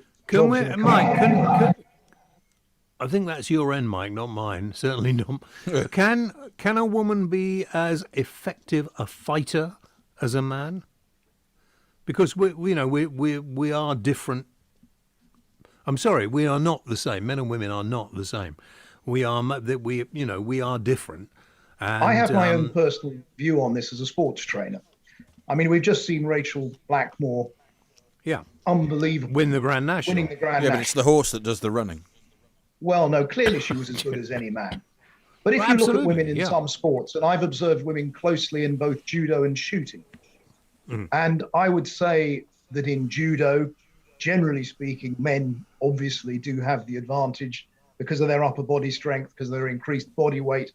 Shooting's an interesting one now, because I've changed my mind on that a bit, because women can shoot to an unbelievably high standard, and indeed they changed the rules in the Olympics. Do they in archery? Do they compete against each other? In darts, they don't, do they? Or do they? Well, in archery, men and women. I mean, that's what I've done all my life, archery. But men and women have different ranges. Men shoot further than women, and there's absolutely no reason why that should be. I used to shoot.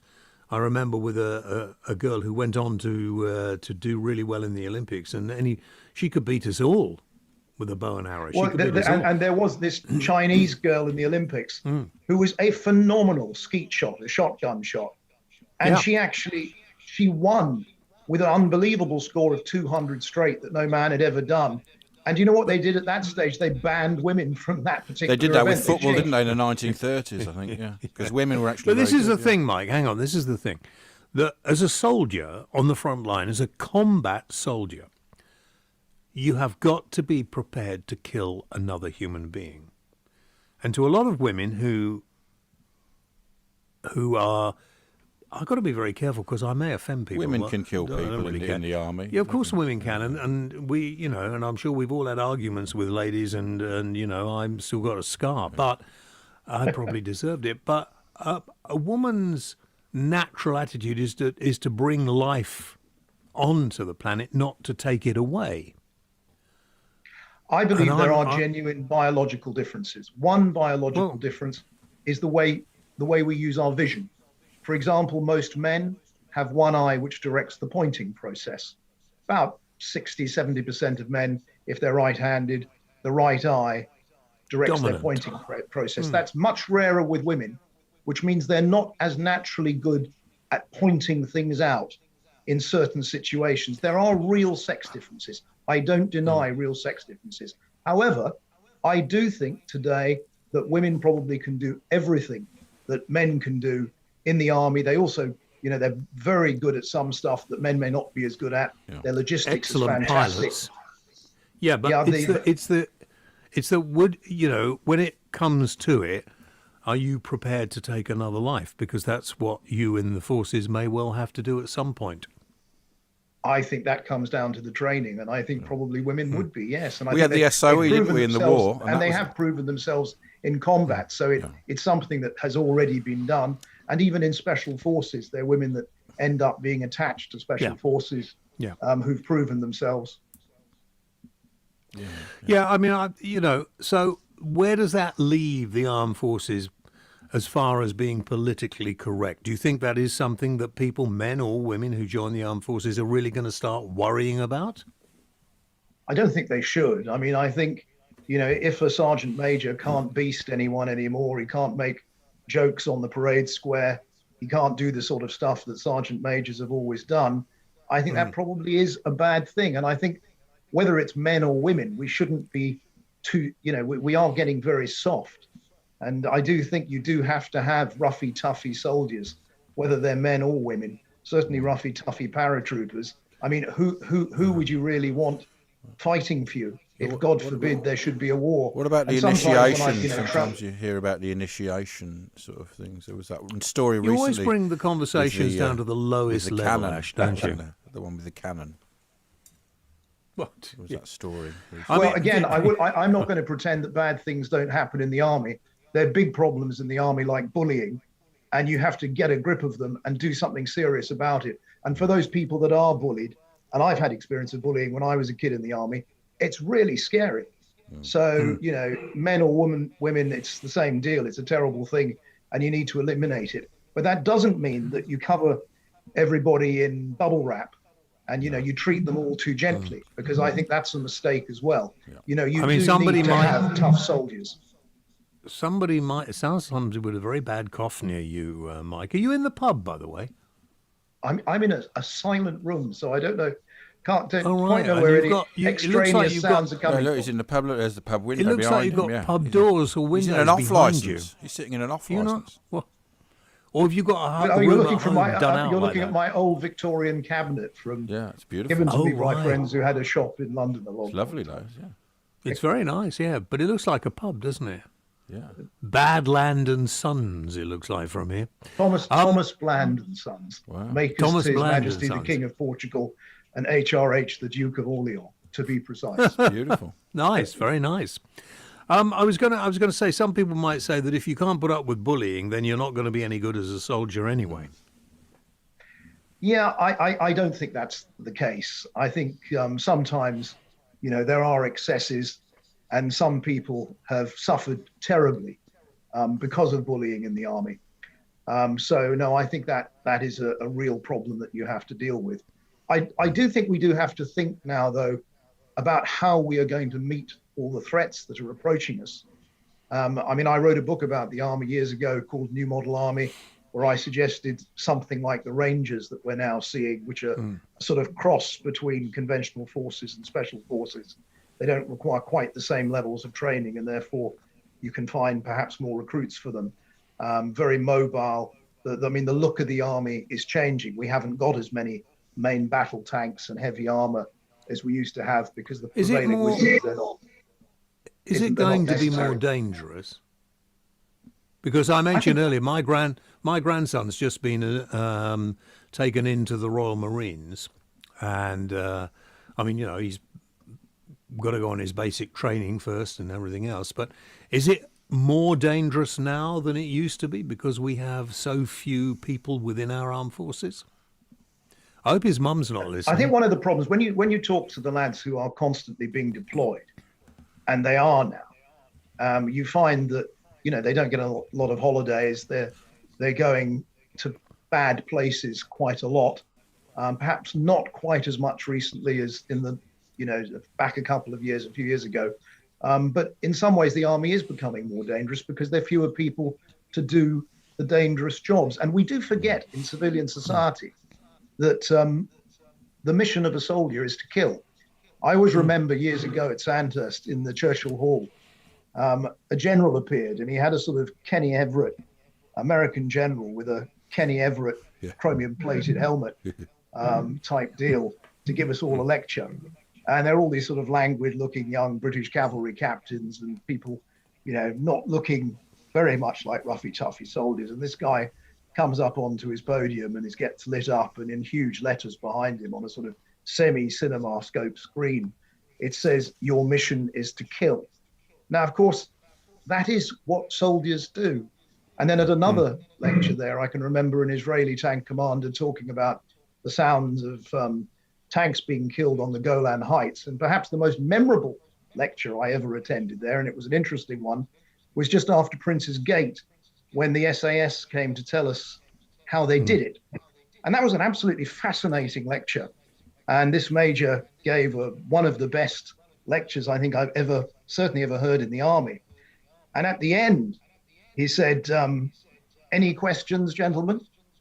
And as he said that, the lights went out. A couple of stun grenades went off on stage. And outside, you could hear the sounds of a helicopter landing. The door opened, and that was that. He was off into the distance. And gradually, the lights came up, and the smoke was rising from the stage. And I was very impressed with that. God, that's a nice big ending, isn't it? Big ending. Yeah. Soldiers do a dangerous and difficult job. Yeah. No, absolutely. I mean, I'm very proud of my grandson for doing that and for getting into the Royal Marines. Don't tell him about the initiation. We tend to romanticize it in Britain. We tend to romanticize the army, and we do tend to forget what the business of soldiering is all about. And it's not necessarily a very nice business. Disgusting business. You know, and when you've got not very nice people attacking you, you need roughy, toughy soldiers who'll be able to deal with it and be able to cope with the emotional strain of it. And frankly, I think both men and women can do that job. Yeah, he's certainly tough enough, and he's certainly fit enough, and he's certainly big enough. And he's going through sort of weapons initiations or whatever at the moment. But the big thing when you get in is your initial training to find out whether you can really do it. And then you go on from there. That first month. I wish him well.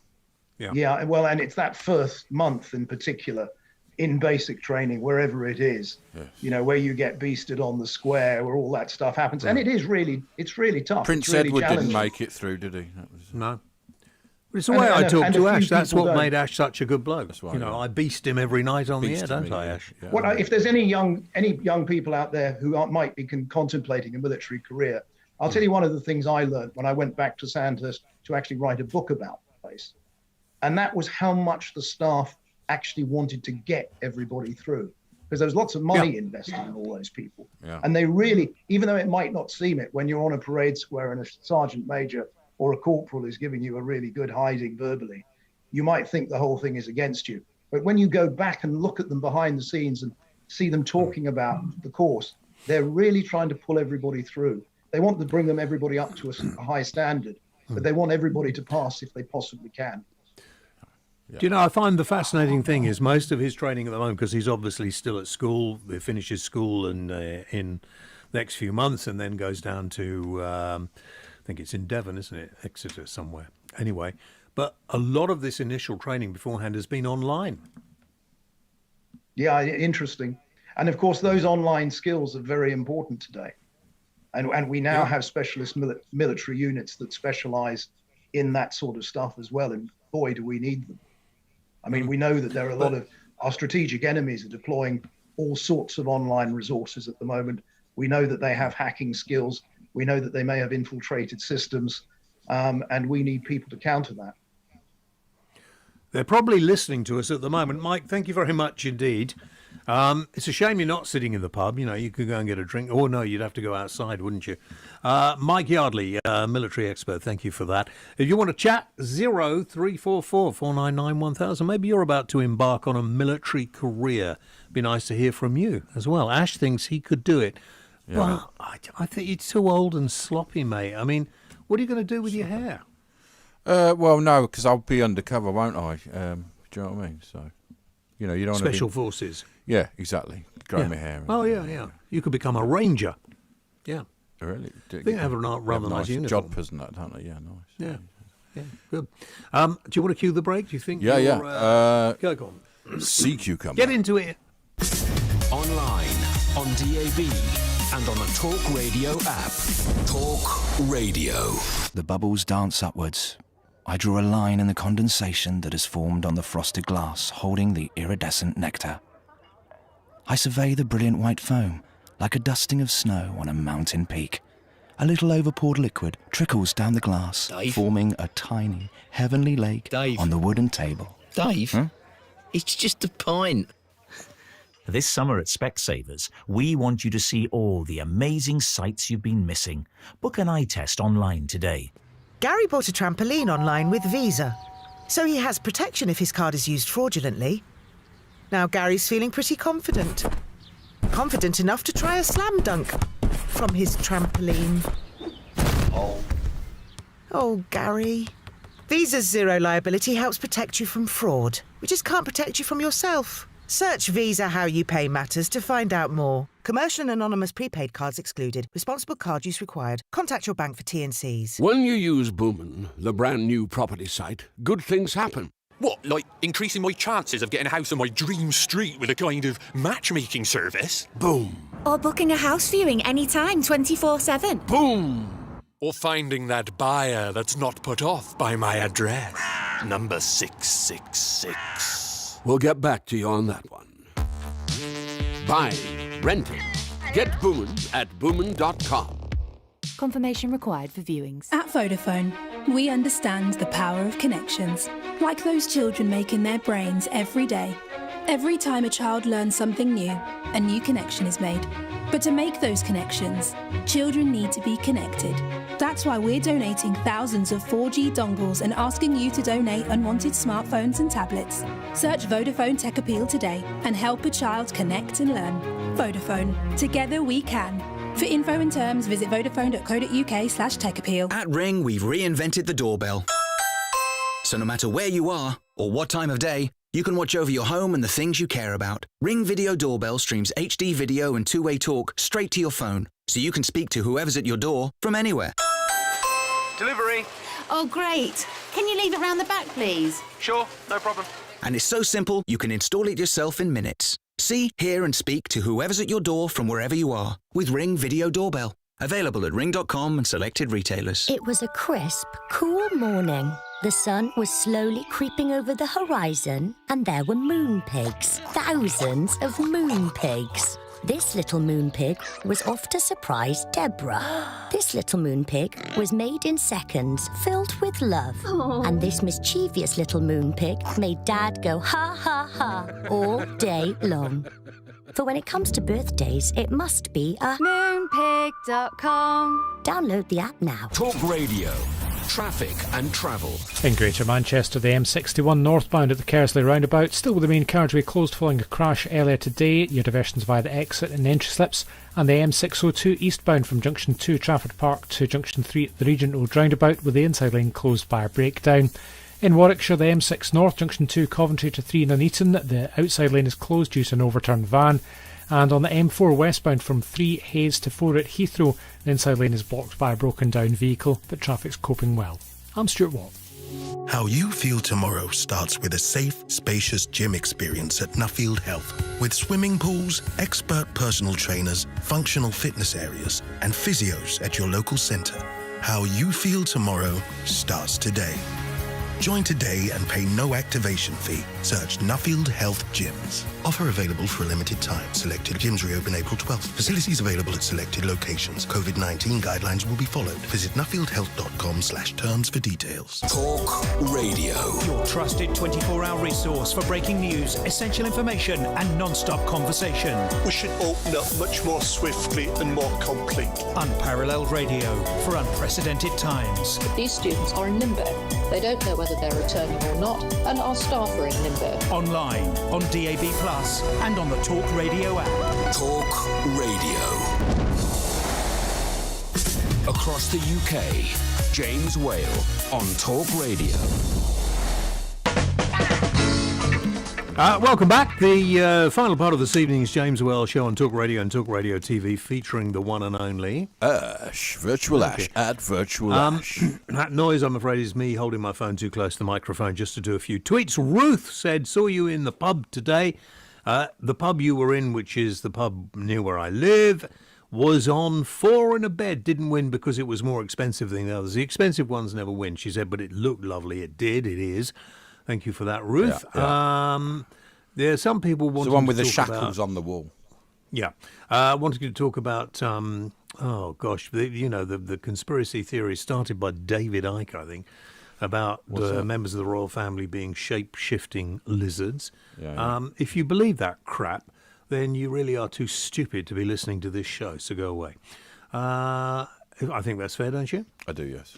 Yeah. Michelle Ward says, I had no idea Virtual Ash is nearly 70. Who knew? Well, Ash did, I suppose. You'd never know because he does have a young voice. So right, Michelle. He doesn't like people to know that, but it's a really, really good point. Alex Toustin.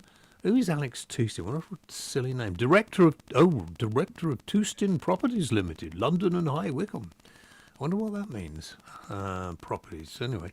So he says, James Well, can you tell us about the craze in then 80s and 90s of calling your radio show and then swearing, shouting obscenities down the line? By the way, it wasn't me. That was your show. Oh, okay, go on, Ash. Yeah, get some breaking news. Police in the US say there are multiple victims following a shooting at a high school in Tennessee. The Knoxville Police Department say authorities are at Austin East Magnet High School. It's being reported that an officer is among those targeted. And that's it. That's the end. It's a time. I'm sorry. What terrible news! But it is time that America stop this worshipping of firearms, because that's what it is. I mean, they're there devised to kill people, and it's in the Constitution that every man should carry a firearm. I think 100 people are shot to death every day in America. Yeah. So if you think about how many that would take, how many years in this country for 100 people, and that's one day. It's in America. actually appalling, absolutely appalling. I mean, everybody seems to love the idea of America. I don't. I've been there a few times, and every time I go there, I have a great feeling of sadness that this was a country that was just taken over by us Europeans. And the people who lived there, the people whose country it was, were just sort of treated like animals in a way. Well, they were. Not in a way, definitely. As if they were vermin to be wiped out. There's something else with the gun, Alex, isn't there, in America? That's the thing. It's just they all think they're cowboys or members of the, they don't have that right at all. And a lot of soldiers in this country that I know will tell you that they might look very good, the American armed forces, but actually they're not. I think it's because of the Civil War. I think that's where the history with the guns comes from, and that's why they always want them. It stems from, I think, the Civil War. But you can go into a gun shop in America, you can buy an assault rifle. Yeah, you can. Yeah. I mean, you don't have to have any, because you can go to those marketplaces where you don't actually need any paperwork and just buy a second-hand one. Yeah. So it's ridiculous. Yeah. The days that people shout obscenities down the phone were the days when people actually on your TV show weren't used to be able to speak freely. I was the original, if you like, social media. Well, people used to like that bit because you had that machine that would cut them off, didn't you? And people would try and say, and that you would actually encourage it almost, but you were very good with that finger. Yeah. You're very quick. It was like being a gunslinger, wasn't it? Talking about guns. But that is tragic news coming out of America. I mean, it is time, isn't it? But nobody in America has the gun lobby is too powerful. That's the thing, isn't it? The gun lobby. And it's part of their history. It's part of their heritage, isn't it? That's the trouble. It's in their DNA, having guns. They have no, hang on. They have no history. There are people living there who are, if you like, a few hundred years before that, it wasn't their country. That's what I'm saying. It's from the Civil War, isn't it? It's from that time when they were killing each other. And, more people killed in the Civil War than have been killed, than American people have been killed in all wars since then. It's like 1 million people. It was a pretty horrible time if you look at the history. Horrendous, horrendous, because it was photography. And it was a new type of warfare, but they were fighting. It was the first modern warfare, but they were fighting in that old style. So they didn't know how. A bit like the First World War, but obviously it was, 40 years earlier than the First World War. But they had big guns and cannon and all. It was a lot earlier than 40 years earlier than the First World War, wasn't it? 50 years before it. Only 50 or 60. No, it was not. It was 1860s, wasn't it? 1860s and up to 1914. That's what. It's only 50 years. 50. Civil War wasn't going on in America in 1914. No, the 1860s though. Yeah. Which is only 60 years before the First World War.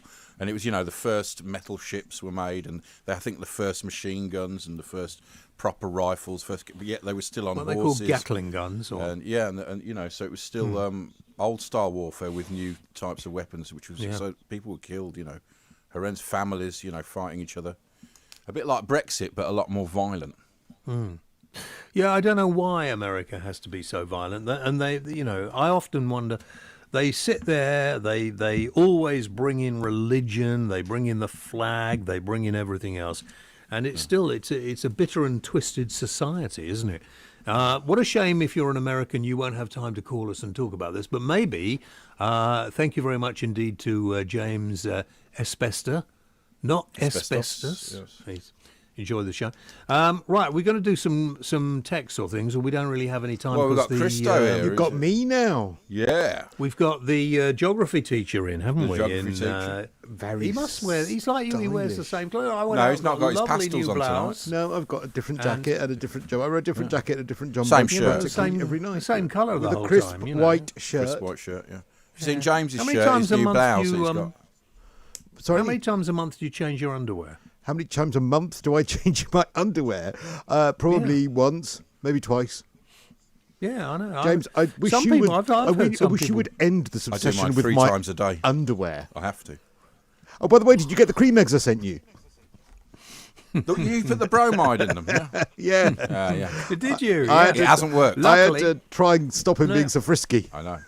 Oh right, yeah. The only way. Luckily, I took them and had them. I had them. He's fertilised those before eggs. I did. Yeah. Yeah.